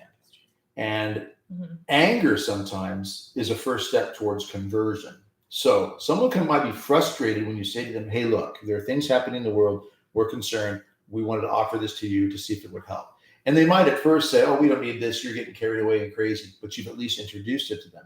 If we do it in a way that's not argumentative, and then something else happens and something triggers, and pretty soon they look at it and think, wow, wait a minute, they're right. Something is going on here. A lot of people didn't think that 15 days to flatten the curve would become almost 2 years. They also didn't think that, if you get this injection, you'll be able to, go about your normal life as we were told, right? I don't buy all that, but we were told that. And now they're saying, now you need 3, 4 injections, right? And they just keep adding to this stuff. So people are looking at those, and that's a red flag. These red flags are piling up for some people. So I would say be prayerful, maybe introduce it. Like Haley said, you got to know it case by case, but don't hesitate when you see things happening to at least tell your loved ones, things are happening. I just offer this to you peacefully to consider, so that you at least give them the chance to start learning and be better prepared. Absolutely. So Lorraine said, great idea to gift the course. So Lorraine, if you're interested in gifting the course, or if anyone, if you have 3 adult children that you want to purchase 1 course for each family, because the course is per household. So, if it's you and your husband, just 1 course per household. If you want to purchase it for other people, all you do when you're purchasing is put in your son or your daughter or your grandchild, or your friend's email. Make sure that they're okay with receiving the course first, obviously, but just create their user profile, and then you'll put in your billing information, and then they'll get all of the information sent to their email if you sign up with their email. And that's how you can gift it. Or you can also email the Battle Ready team as well. Brat's mom says, I'm an old lady. I hope I don't have to fight. So we hope not either. I guess what we would tell you is that there is a lot that you can do no matter what your age is that will protect you from having to fight. And honestly, that's why all of us should be the St. Josephs in our times, obviously, because the reality is that we all are going to have an elderly neighbor that we need to take care of. That's what St. Joseph, that's why we did the training today, is St. Joseph of the Old Testament. He was the hope during a time of massive distress. So. And you made me think of something here. Doesn't matter what your age is, bear spray. Bear spray will make most people go away. Oh, yeah. And pepper gel. Pepper spray or pepper gel. I like the gel because it shoots kind of a gooier stream and doesn't just fog things up. This will shoot up to 30 feet and fog up, say, a whole hallway. So whatever your age is. Run after you spray that. Exactly, yeah. But you'll drive a lot of it. If this will drive a bear away, it's going to drive the average human away as well, regardless of whether they're on drugs or whatever their situation may be or how bent they are in causing destruction. These types of things are easy to have on hand. Keep them. Notice how fast I was able to get them. That's how fast we should be able to get anything that we need to defend and protect. I call them easily accessible items, EAI. If it's not easily accessible, it doesn't do me any good. So for you ladies out there who say, oh, I got pepper spray, it's in my purse. How fast can you get it out? I know women who can't get their car keys out in less than 30 seconds. So I don't know if that's you or not. Good for you. But if someone's attacking you and you can't get your pepper spray out fast, it's not where it needs to be. But regardless of your age, these types of things are always there. We teach this stuff inside the course as well because, Doug was, asking me, I hope you don't do that, because that's something that we teach inside the courses. As a vulnerable young woman with 3 young children, if I'm in a parking lot fumbling for my keys in my purse and my kids are all just sitting next to me, that is prime target for someone to. So we talk about mostly attack prevention, or not mostly, but I should say we talk specifically about attack prevention because, and I don't know what the exact, percentages are, and there's probably no way to really know, but we can really, for the most part, avoid a lot of those situations and those attacks and those horrible stories we see on the news if we were better educated and prepared. So that's what we do inside the course. Yeah, one of the sayings I like to include in a lot of training is the better trained you are, the less likely you are to find yourself in a problem. Yeah. Or the better trained you are, the better you are able to mitigate and lessen the seriousness of the problem. Brad's mom says, "Thank you, Doug. I also have a mean fireplace poker." There you go. That's it. So you Get start scrappy. Yeah, exactly. You start thinking the direction of what around me do I have that can be used. I call it environmental self-defense. My environment, what's around me. Yeah. You know, I could take my I've got a flag here. I could take my flag and I could pull it out and use the end of it to jab somebody with. I mean, there's all kinds of things. Just using a pen. You know, there's all types of things. I don't go anywhere. I show this in pretty much every workshop or thing we do. Tactical flashlight. Okay, this goes with me everywhere, and at night it's next to my bed, because this is a plan of action that brings hope in the crisis of, say, a power outage. If someone gets in your room at 3 a.m. and it's pitch black, their eyes are going to be adjusted to the darkness. If you shine a strobe light in their eyes, you're going to have enough time probably to get out of the house, out your back porch door, and start screaming. Yeah, you gain the advantage by even blinding them for a moment. Not to mention the end of the flashlight could be used against the head or in the face as a weapon. But these are things that you start thinking. So you're talking about a fireplace poker. That's exactly what we're talking about, is to be thinking the direction of what can I do to not just survive a crisis, but thrive in the crisis and protect others in the process. Yeah. So good for you. Pat says she's starting the course ASAP. Need to work it into the packed schedule. Pat, absolutely. Thank you so much for joining. Amen. Awesome. We're all very busy. We try to make the course as engaging as possible. Right. And as user-friendly. As user-friendly. You can pick and choose different pieces you want to look at, and you can do 5 minutes a day. You can binge the whole 4 or 5 hours, 4.5 hours, whatever it is in one moment. But if you guys want insight into my life, because I am a working mom of 3 and, have a pretty full schedule for the most part. Things like this. Yeah, things like this. I put on my baggy sweatpants and my slippers at night, and I put my laptop on my lap, and that's when I dive into, I have a small farm, and that's one way that my husband and I have prayed about, and we've decided to prepare in some of those ways, is raising some of our own animals and all those things. And that's when I do that research, and I've kind of had to change the mindset from it being like a thing on my to-do list to, this is something that I need to enjoy learning about, because knowledge is power. And so if you kind of change that mindset, then try to not have it be a thing on your to-do list, but like, hey, I'm just going to relax and learn tonight. Right. So. That's good. Yeah. Remember the phrase, the truth will set you free. Jesus is talking about himself, obviously, but you could say a smaller, lowercase version of that is the truth of how to survive, the truth of how to eat, the truth of how to cook food in a crisis. Power. We didn't even talk about power. We talk about this in the BREP course. Yeah, all this is in the BREP course. Really big on one key thing here I got to mention is people are out there running around, and I talk to people about this a lot, getting generators. Okay, I think it's great you want to get a generator. But in a real crisis where things are really bad, civil unrest type of degree, that type of level, okay, generators can mark you as a target because someone hears the generator, because you've got to have it outside to vent it properly outside.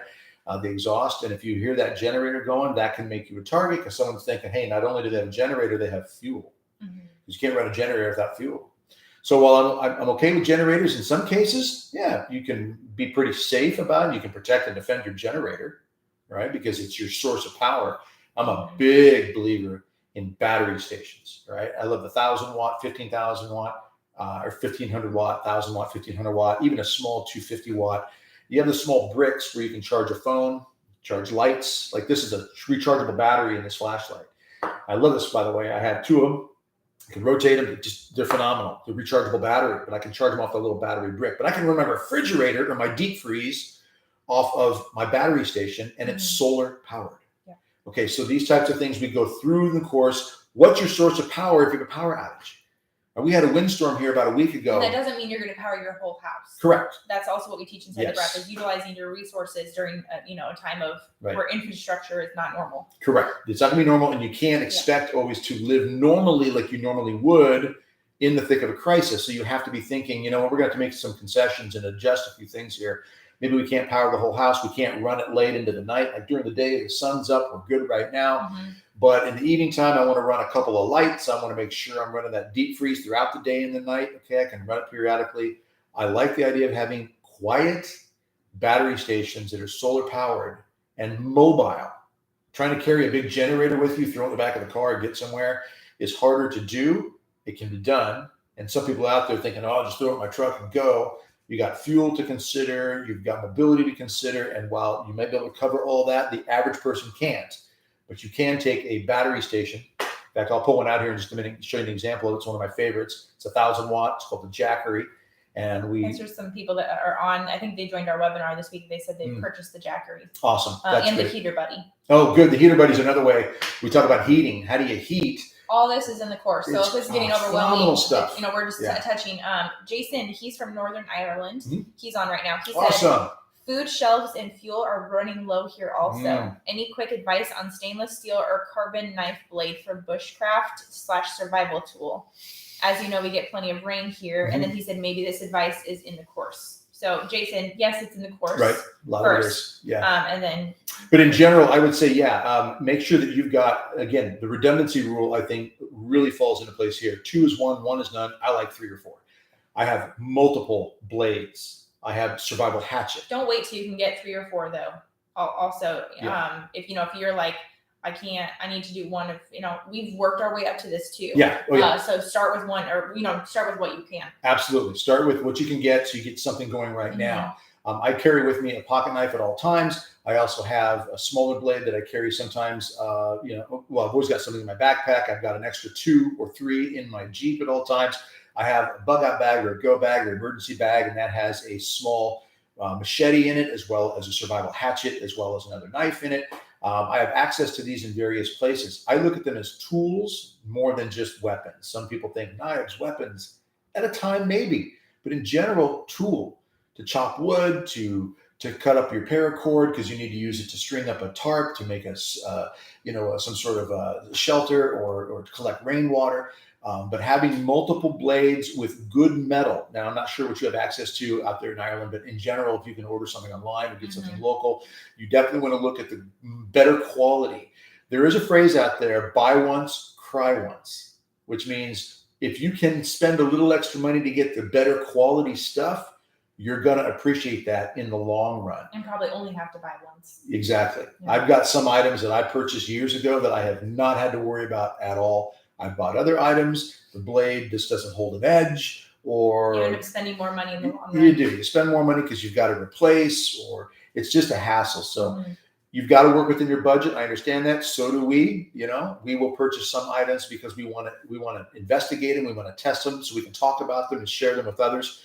Lanterns or something we went kind of extensive on. We bought several different lanterns. I like the brand Streamlight. They're good quality. They're durable. You can drop them. You can drive over them.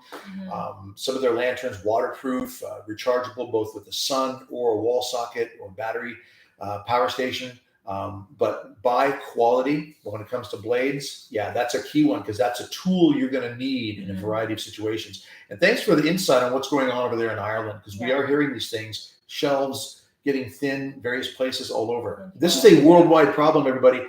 I've got 2 words, great reset. This is not a joke and it's not a conspiracy theory.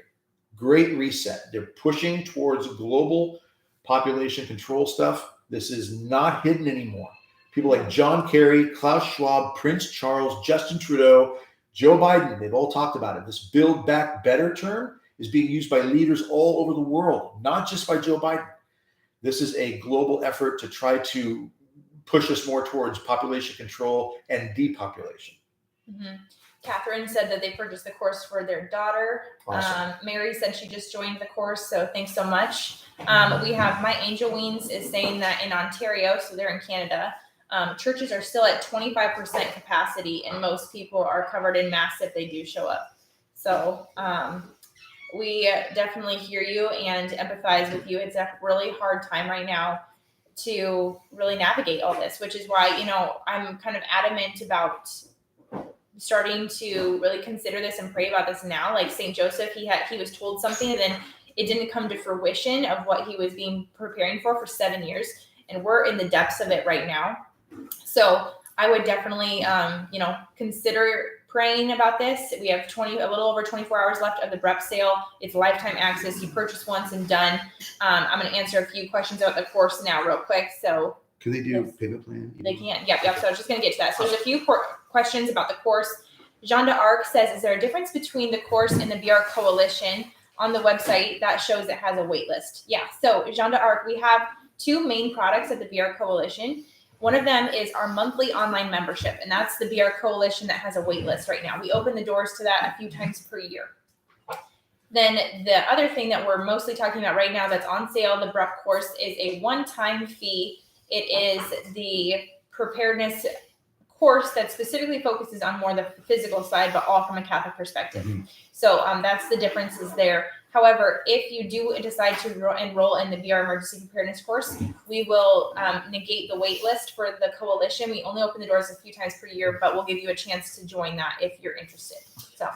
Yeah, the monthly training that we do is it's pretty intensive, and the work behind the scenes. We shoot a monthly video, we do a manual, we do 3 Zoom live calls. I just did one last night.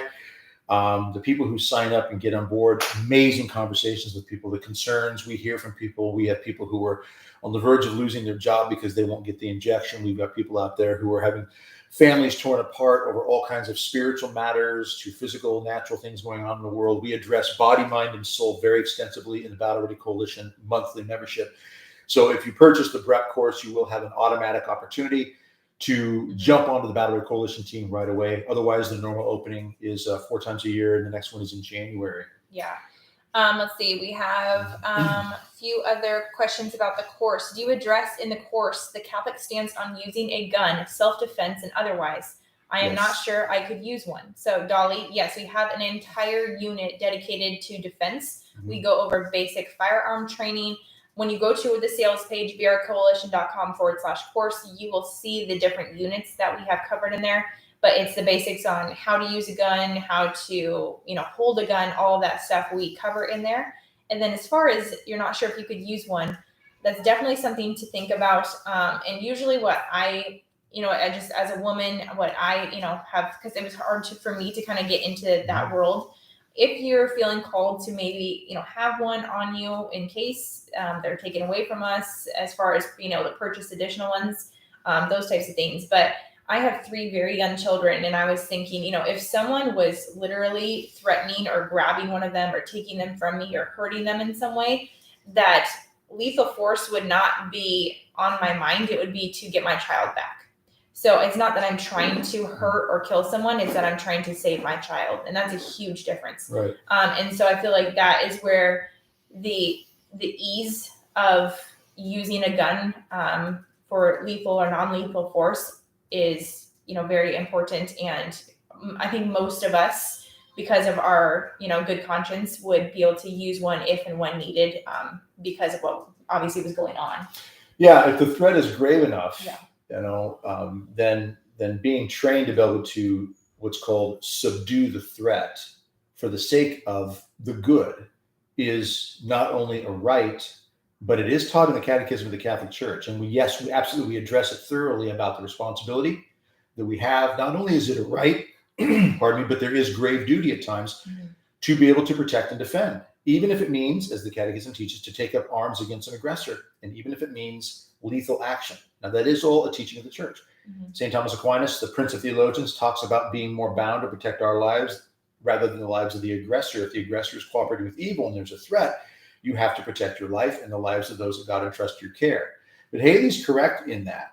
If someone is trying to harm her or steal her children or harm her children, her responsibility to protect her children is very, very serious. And you'll feel that. You feel it's the mama bear effect, right? Well, a lot of guys out there we're supposed to be the lions, right? We're supposed to be the ones that are roaring and ready to protect and defend. And I heard this term from someone on a news program not too long ago saying that a lot of men have become house kittens. House kittens as opposed to lions. And we need to have that lion mentality. But when it's tempered with true reason, true rational thought, and God's grace through prayer and understanding of church teaching and scripture, absolutely, it becomes powerful and proper. And those are the guys I want men or women to be armed. Yeah. The ones that are spiritually grounded, well-trained, and know what they're doing. That's another reason this course is so amazing, at least for me personally. And I'm speaking for myself, even just as a mom and a human being, that just having 2,100 other families that I know are Catholic, have a moral code, and are taking this stuff seriously, it really helps to not feel so alone, and to know that there are brothers and sisters out there that would have your back if they were, if we were close to each other. Which is why I did see a question. I can't find it right now. They said, is there some sort of members directory inside the course so we can find people? And yes, that is one of the best things. The BREP community is on circle.so, and the only people that get access to that private community are the BREP members. So once you purchase the course, it'll take you, you click the buttons, it'll prompt you and everything. You'll get access to that course, and within the community, you'll be able to, sort members and find members and post. And in our BRC membership, we've actually had several people, find each other that were in the same parish that they didn't even know existed, and they've gone out for coffee and became good friends. So it's a really powerful community. Let's see here. What's the alternative to Facebook? I deleted it over a year ago now, so I've been out of the loop. Yeah, Spa Diva, that's really hard. It kind of depends on, what you're seeking. If you're looking for a tight-knit community, the BREP course and the community there is parallel to none, I feel like I can say, because this course just really doesn't exist anywhere else. If you're looking for a tight-knit community, if you're looking just kind of for news resources and stuff, then, I would maybe go to some of those more truthful-based, conservative-based news outlets. But I don't really rely on Facebook for my community or my news anymore either. Jump in here while you're looking for the next question, Sure. Haley. Med kits, we talk about this in the course, and whether you get the course or not, I want you to be thinking about this. This is a pre-prepared med kit. I bought it from basically a hunting camping store. It's got some really good stuff in it. I'm not going to go through all the details in here, but they give you a variety of things in here. They give you a little bit of gauze. Okay, I want to point something out. That little bit of gauze right there, we had somebody recently in the family who got a burn on their leg. And I was told that they went through all the gauze they could find to address this. And it still was barely enough to cover. And this was ongoing. Yeah, this amount of gauze. She's a nurse, so she can tell you. That's one thing. I teach the medical unit within the course, so it's coming from a licensed nurse.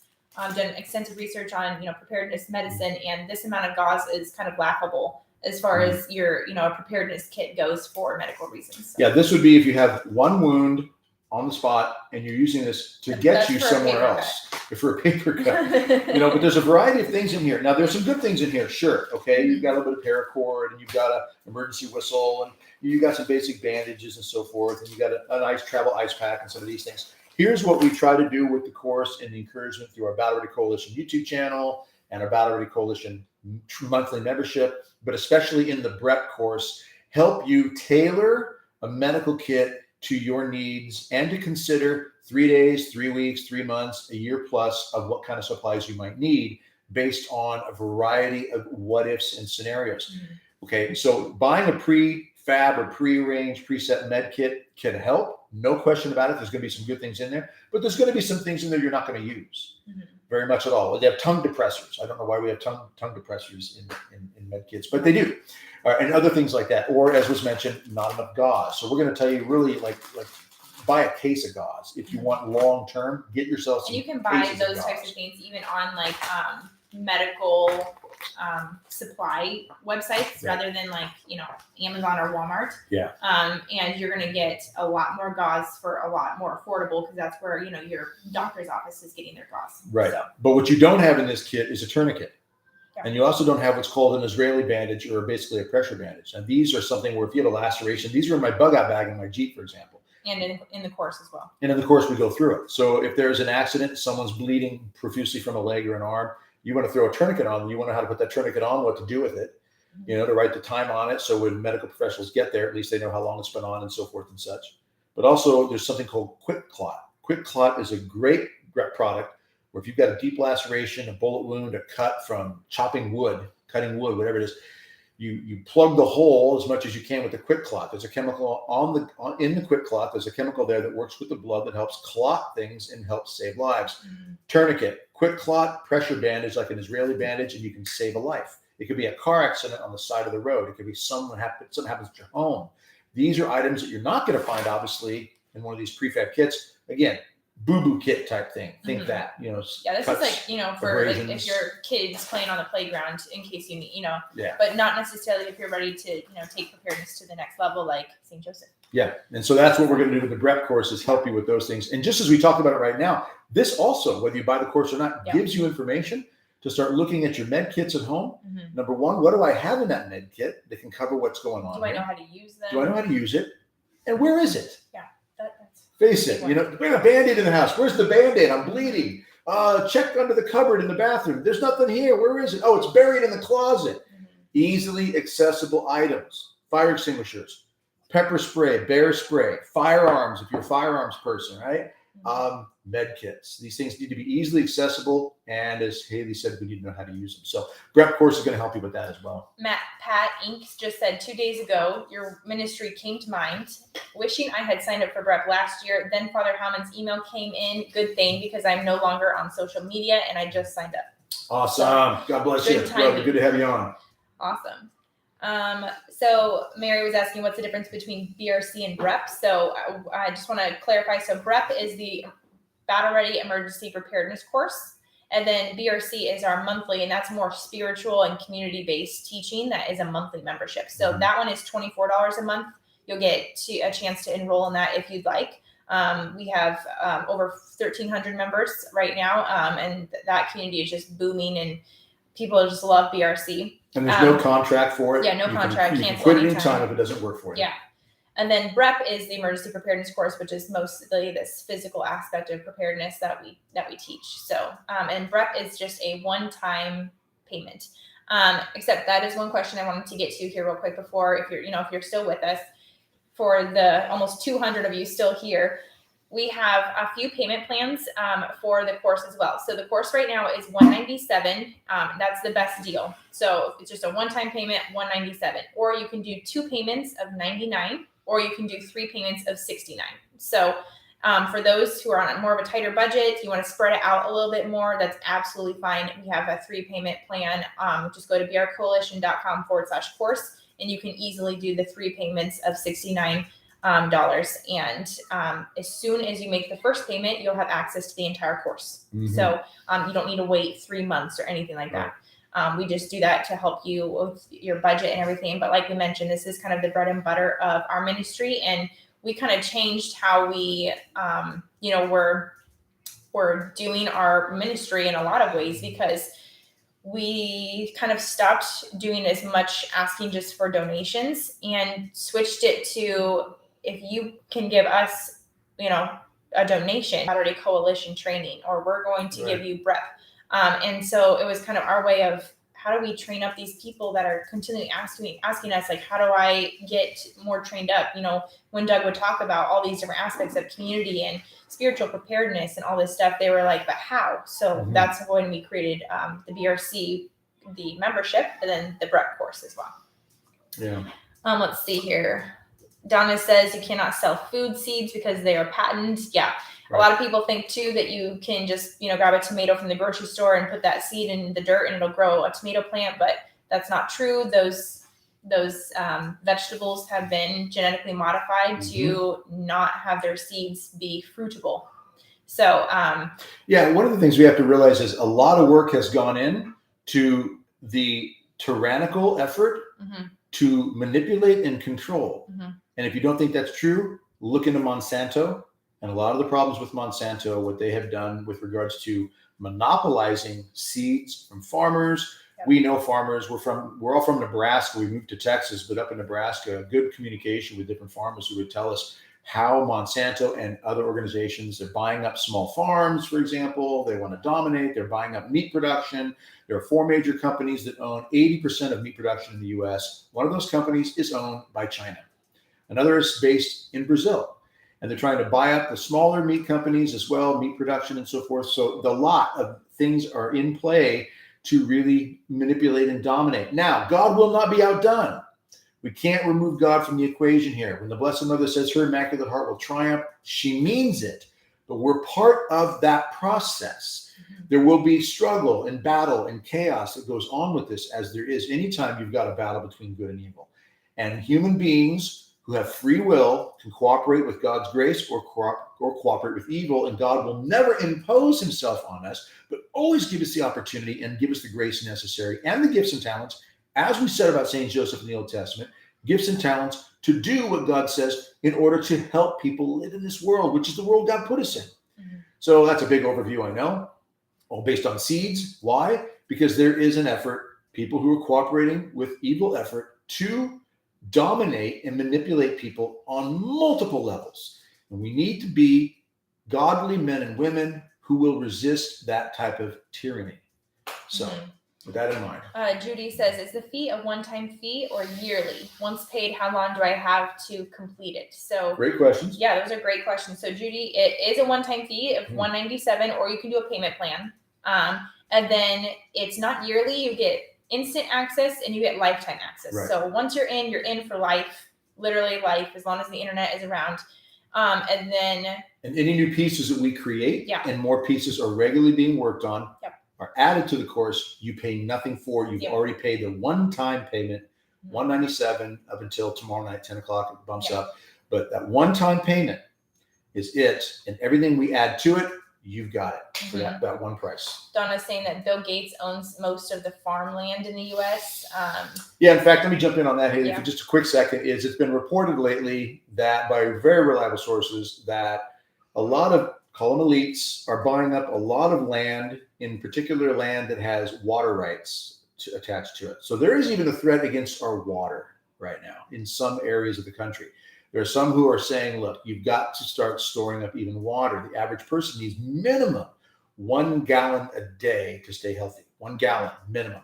And you include on top of that cooking, and you're bumping that up to closer to 2 gallons. You bring into that if someone's working hard, they're sweating, it's a hot region, a pregnant mother, someone who's laboring in work. You bring into that also if you want to wash clothes and do laundry, wash clothes, take a bath, wash food, things like this. Now you're working it way up. The average American uses approximately 80 gallons a day, averaging out within a family. When you look at all the other things, from showers, laundry, dishes, food, all of it. 1 gallon minimum a day. Do you have that water in your house? Think about your family, everybody in your home right now that you're responsible for or part of. Do they have 1 gallon of water a day stored up? If your tap water shuts off tonight and you can't turn it on, you do, and there's no water coming out, how much water do you have stored up? For just the minimum, 1 gallon a day per person in your home. Do you have a couple of days worth? Do you have a week? And then you're going to be looking at society, community, your local community saying, where's the water? Where's the water? And they're going to say, well, maybe it's been contaminated because of a storm, a flood. There was a computer hack that took place in Florida. And a guy told me this just about a month ago. He said he heard about this computer hack that took place in Florida where they tapped into some community water system and they were upping the chemicals through the computer to be put into the water, which would have made the water undrinkable, right, for the whole community. Someone caught the hack and they jumped in and they were able to correct the problem. Point being, there are bad people that simply want to watch the world burn. That's actually a quote from a Batman movie, but it's true. There are people who just want to watch the world burn. People who cooperate with evil just want to cause trouble. And then there's other reasons as well why they want to cause trouble.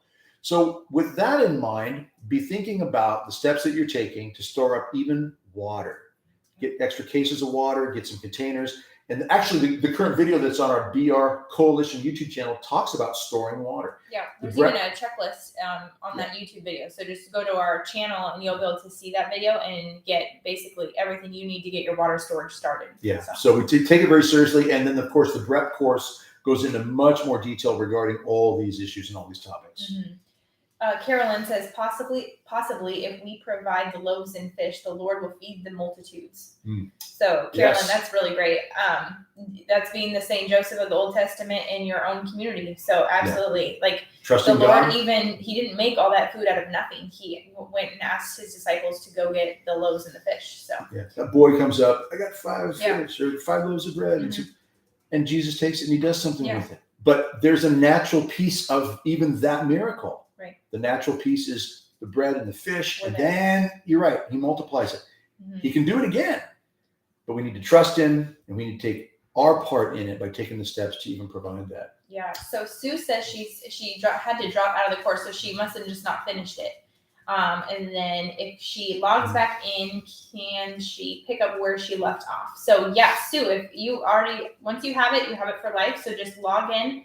And it has been updated. There's some new units and there's some new workbooks involved. So as far as the medical goes, we also added a trauma unit as well. So that is specifically how to handle, if there's any type of trauma that happens and you can't get to a hospital or you're being refused treatment or any of those things, that is covered in that unit as well. Okay. What about Judy's question about homeschooling? Judy Wilson. Oh, here we go. Yes. Could this course be used by a high school homeschooler as a course? Is it high school level course? From Judy. So yeah, it's definitely high school level. There are people who have been telling us that that's exactly what they're doing. It's become a homeschool course for their family, which we love that, because now you're teaching your kids a forward way of thinking with regards to being resourceful and looking at different things that they can do to survive and thrive, and not just for themselves, not in a selfish way, but also provide for other people. So that's a great thing to do. 963 Janet is saying, what were you saying about you got a bottle of something that was good for immunity? It sounded like you said raw hide, but she knows that's not true. Raw honey. Raw honey. Yes. Yeah, raw honey. I just picked up 4 more containers of 40-ounce bottles even today. Raw honey has great immunity elements to it, and it's one of these foods that is considered a forever food. That's a term, forever food. These food, they last forever. Your shelf life may say 3 years, but if it's raw and unfiltered, they'll say best if used by, say, 2024, but it'll last longer than that. So raw honey is a good item to have on hand, as good for cooking anyway, and good for eating anyway. Put it on your toast, Yeah. But it's also just great to have as a survival food. Oh, I do too. It's a sweet food. So Tom, your friend, hey Tom, he said he's not on anymore, I don't think, but he said, Haley, Dad got you your own AR-15 with a 100 round barrel magazine for Christmas. Well, Tom, we haven't met, but you know me well, and Dad well. You know both of us. Yeah, it is. Yeah. Okay. Let's see here. Make sure some new questions have come in. Well, you're jumping through the power thing. Okay? Yeah. Okay. Yep. I want to address this. I talked about power earlier. For those still on, we still got close to 150 on here. We talked about power like generators. This is what I like. This is a 22-pound Jackery power battery station. Okay, it's got this handy dandy little light here, which is just kind of a cool little thing they added. Okay, lights up the room. That's cool. All right, this guy's got the 3 outlets you see on there, and it will take 3-prong, of course, with this. Very simple. You can plug in up here and recharge this thing. A couple different jacks. You can use the do I have the thing right there? I do. The solar panel right there. Oh yeah. Solar panels. This is an example of one of the solar panels that comes with the Jackery. Okay, this guy opens up, and you got your solar panels inside there. All right, and then it's got this great little thing on the back here. I like this.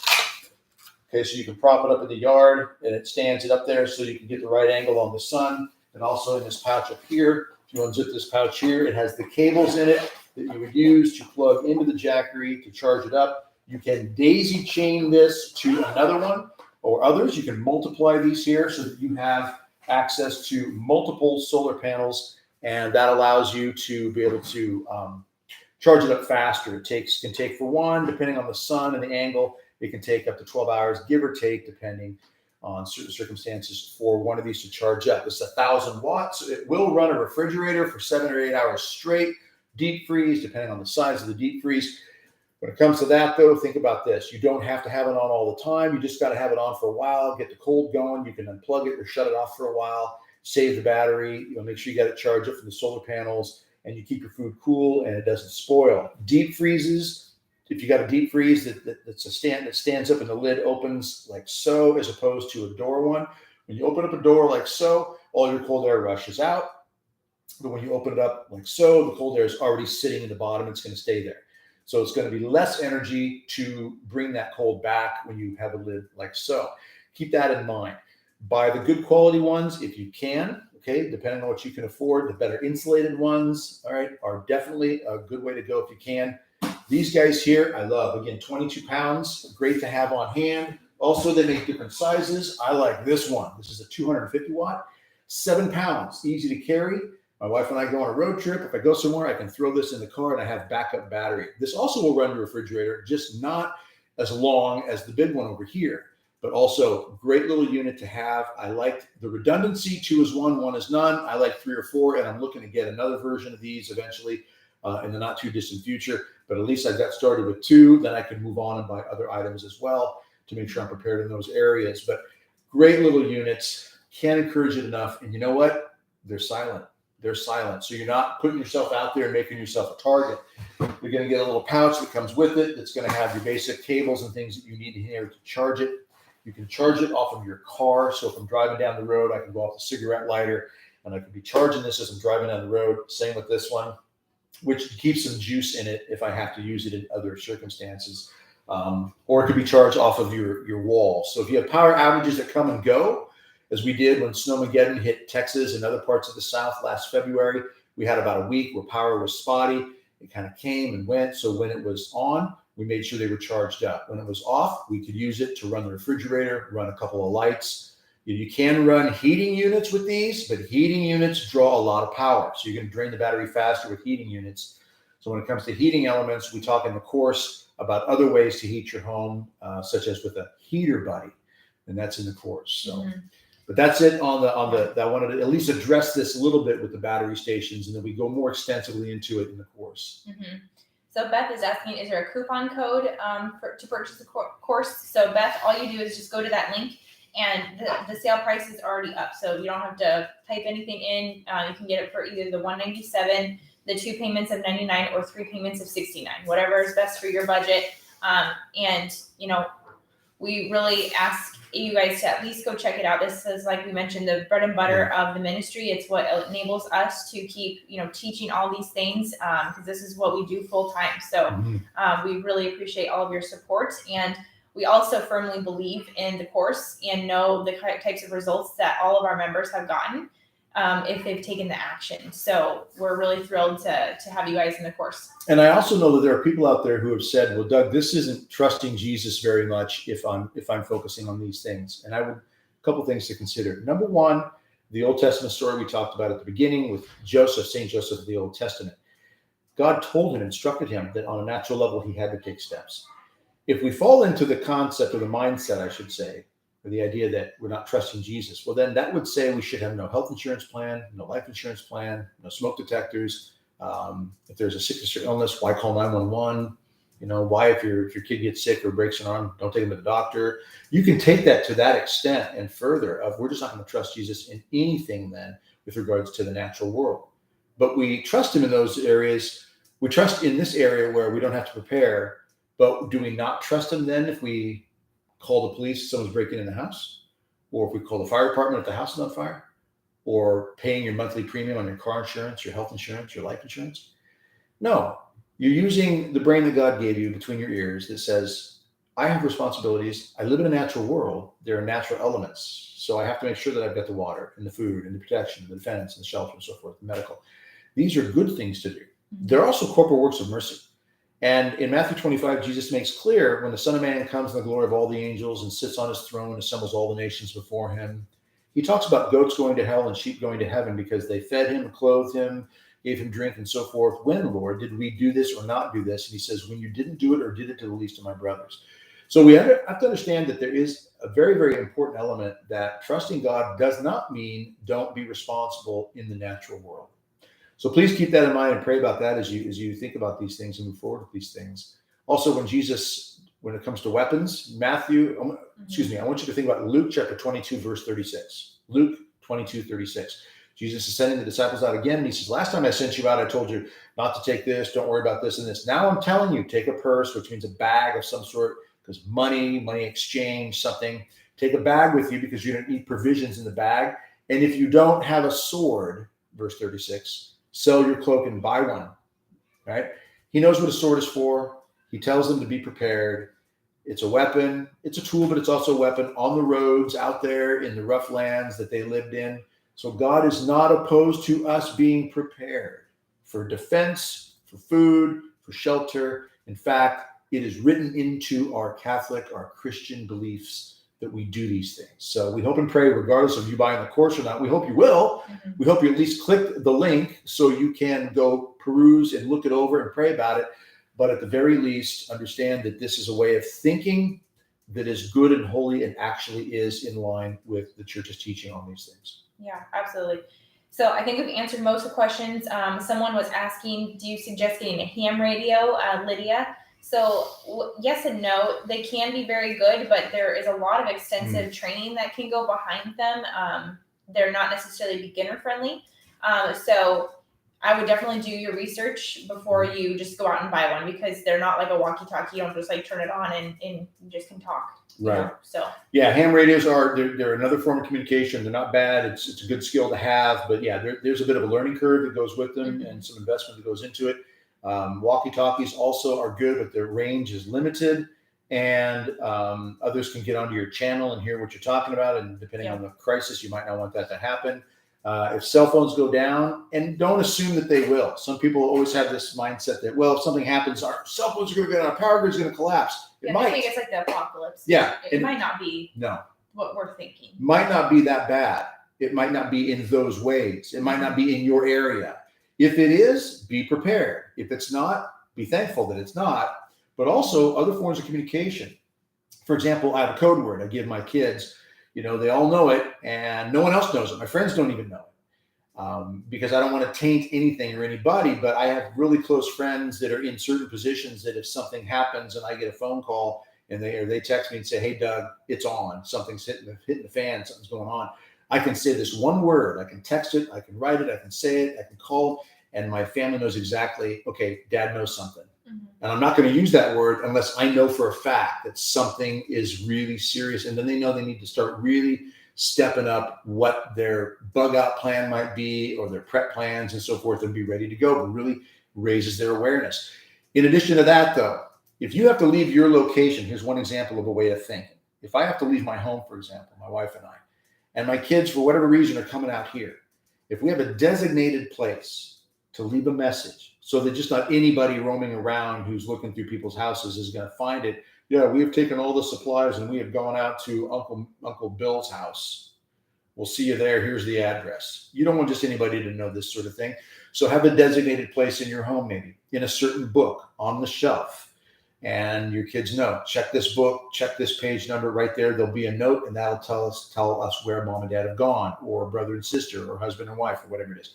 So think about other alternative ways to communicate, and also realize that when communication goes down in certain situations, you will sometimes simply be left to your own resources.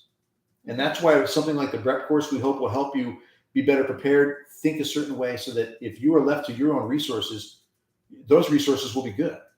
You'll have skills. You'll have a mindset that says, I have an idea what to do and where to go. So there are a number of factors to consider. A big factor to consider is I might be left to whatever I've been trained in.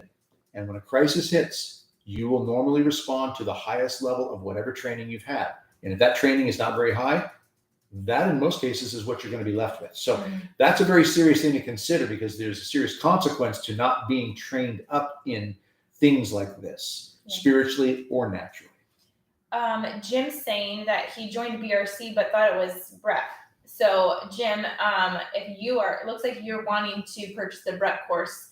So yeah, we can switch that off or switch that for you. Just, you're gonna have to email the team. So open your email and write the team at brcoalition.com, and we can get that switched for you. No problem. So, and I can write that in the chat here too. So if anyone has any further questions, or you think of one after the live today, you can just email team@brcoalition.com. I'm going to put that in the chat here. Make sure I spelled it right. Okay, there we go. It's in the chat. So if anyone has, any questions regarding, the course or anything, that's pretty much all of our questions. I just want to remind everyone before we hop off here, we're going on about 2 hours. So for the 140 of you that are still on, go to brcoalition.com/course and check it out. It's shelter, water, food, defense, medical. There's a trauma unit. It's extremely extensive, extremely professional videography. Just so much effort has been. Oh, Brad's mom I'm a new BREPper. Yay, Brad's mom. Nice. God bless you. Good to be on the team. Yeah. And you'll get, so for that $197 or the different payment plans, you will get instant access, lifetime access to all of the content, all of the workbooks, everything. You'll also get that monthly live for life with the BRC team so that you can ask questions. You'll have instant access to the BREP community. You'll be able to meet people in your area, share thoughts and ideas, ask questions, ask for prayers, all that stuff. So, and we'll be emailing, of course, everybody who's signed up for BREP in advance, so you'll know what day and time the monthly question and answer event is going to happen. Just remember, as we get ready to wrap this up, again, any last minute questions, please jump in right now and we'll answer before we get off here on this live. But just want to remind you all of that story that we started off with, the whole St. Joseph of the Old Testament. God was the one who orchestrated this whole thing. God was the one that inspired those dreams for Pharaoh. And Joseph was given the gift by God to interpret the dreams. And then Joseph was given the talents and the gifts to instruct Pharaoh in what could and should be done. And then Pharaoh, inspired by God, put Joseph in a position to be able to do this. This was all ultimately God's hand working in the positive areas of this. It was so that the glory of God could be shown. So that no matter what happens in our lives, no matter how dangerous or scary things may get, they are always either allowed by God or prompted by God, his either positive will or permissive will, for the sake of bringing about his glory and the salvation of souls. Whenever we stray away from God, as Israel did in the Old Testament many times, Israel was always allowed to fall into the hands of their enemy. The Battle of Gideon, for example, in Judges, the book of Judges. Chapter 6, verse 1 starts with Israel did things that were evil in God's sight. So God allowed them to be given over to the hands of their enemy, the Midianites and the Amalekites. And so when Gideon is called onto the scene by God, God says, I want this battle to take place, but I want people to know that I'm God and I'm the one who's in charge. Their hearts need to turn to me. So Gideon, of course, is called by God, and the whole process of the army that's raised up, and the numbers are dwindled down intentionally so that God it's clear that God is the one who's doing this whole thing. Now, that being said, the times that we're living in right now, a lot of us in this world have turned our back on God. So when you think about that passage that speaks about if they will humble themselves, turn from their wicked ways, and call out to me, I will heal their lands. But the humbling and the turning from the wicked ways has to happen. And that's not really happening much in this world. When the percentage of churches that are still closed and priests, religious leaders, and other church leaders from other denominations even are not really stepping up like they should be, could be, really need to be. But individual people, even where churches are open, if it's not obligatory again, a lot of them aren't going back to church. Even when it was obligation to attend the holy sacrifice of the Mass on Sundays and holy days, people still ignored that. Mm-hmm. Roughly in America, 20% were going to Mass faithfully on Sundays and holy days before all of this sickness hit. So we've already shown God where our hearts are, where they lie. And it's not been a good place for many, many people. Now, you're good people, otherwise you wouldn't be here. I know that. But we must step up what we can, where we can, in the ways that God calls us to. So we really encourage you. Mm-hmm. If you buy the BREP course, thank you so much. It's humbling to us. We hope and pray it will bring you some encouragement and some education, some teaching, some skill, and a way to really start thinking the right direction. But even if you don't, mm-hmm. and again, 30-day money back guarantee on this thing. I don't want to sound salesy, but in general, we want you to know if you look at it for 30 days, you can get a lot out of it for 30 days. But even after 30 days, if you say, nah, it's not for me, you get every penny back. We want you to know we're serious about that. We want it to be a good fit for you. But Battle Ready Coalition, or I should say, BR Coalition YouTube channel, which is relatively new. We're going to have more videos coming out. Normally about every week, we have videos coming out on there.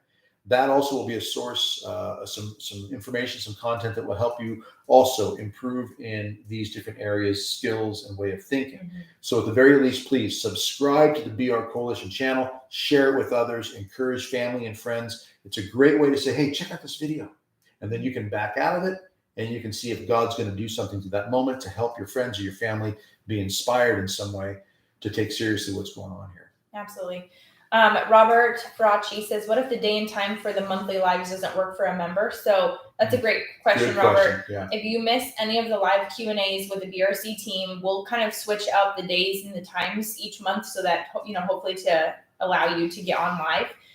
You can submit your questions ahead of time the day before so that even if you can't join live, we can still answer your question on the live, and then you will always have access to all of the replays. Right. So that's a great way for you to still be able to do it at your own pace, and you'll still have full access to all the lives. We'll upload them into the course for you. Right. So, all right. Well, thank you guys so much. If you're still on here, check out the course. You have about a little over 24 hours left to get it at the sale price. And we thank you so much for being here today and kind of diving into St. Joseph with us. And I will close by saying this is a very real conflict that we're in the thick of, spiritually and naturally. And we see it intensifying in different ways. Our Blessed Mother, right here over my shoulder, has warned us of this in church-approved messages and apparitions, especially in the last 100 years. One of the things that she has told us to do, engage in that daily rosary, conversion, turn our hearts back to her son, be instruments of God in this world to bring that light and that truth and that hope. And one of our favorite quotes in BRC, through the Brett course of BRC membership, is a plan of action in the face of a crisis is where we find hope. So hope is found when we have that plan of action, spiritually and naturally, when we're in the thick of a crisis, as when the fall of man happened and sin entered the world and death is the consequence. The wage of sin is death. All of this, as devastating as it is, what was God's plan of action? The prophecy of the Redeemer. Genesis 3:15, look it up. Great statement there from God to the world through Genesis 3:15 of a woman who will crush the head of the serpent and the Redeemer who will come into the world and give us that opportunity for redemption. Now, I say that so that we can all think about the fact that with everything happening the way it is, we're not called to be overwhelmed or live in fear. We're called to be better prepared so we can spiritually and physically be a source of hope to others. And that's how God's grace can operate through us.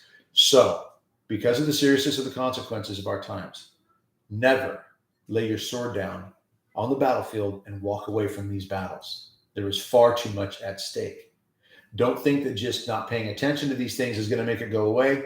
It's not going to stop the tyrannical individuals who want to dominate and destroy. It's not going to stop the culture of death from rolling like a steamroller over so many people who just turn their back and just don't pay attention. It doesn't stop the Category 5 hurricane from hitting your city because you don't look at it and think about it. Yeah, we're asking you to be the St. Joseph of the Old Testament in your community. And prepare for these things that are coming and that are already unleashing upon us. People's apocalypse, they're already hitting them, meaning the people that have been stuck in nursing homes, not allowed to visit their family because of this sickness and so forth. Some of it ridiculous. The lack of proper treatment, all these things, mandates and threats and people losing their jobs. All of this is signs of the times that should indicate to us we need to step it up spiritually and naturally. So God bless you and strengthen you in this battle, these struggles that we have. Remain steadfast, remain truthful, remain faithful, and get better prepared, body, mind, and soul. And let's join forces in the best way possible to be instruments of God's grace in this world. Yeah, we'll see you all soon. Thank you so much. All right. God bless you.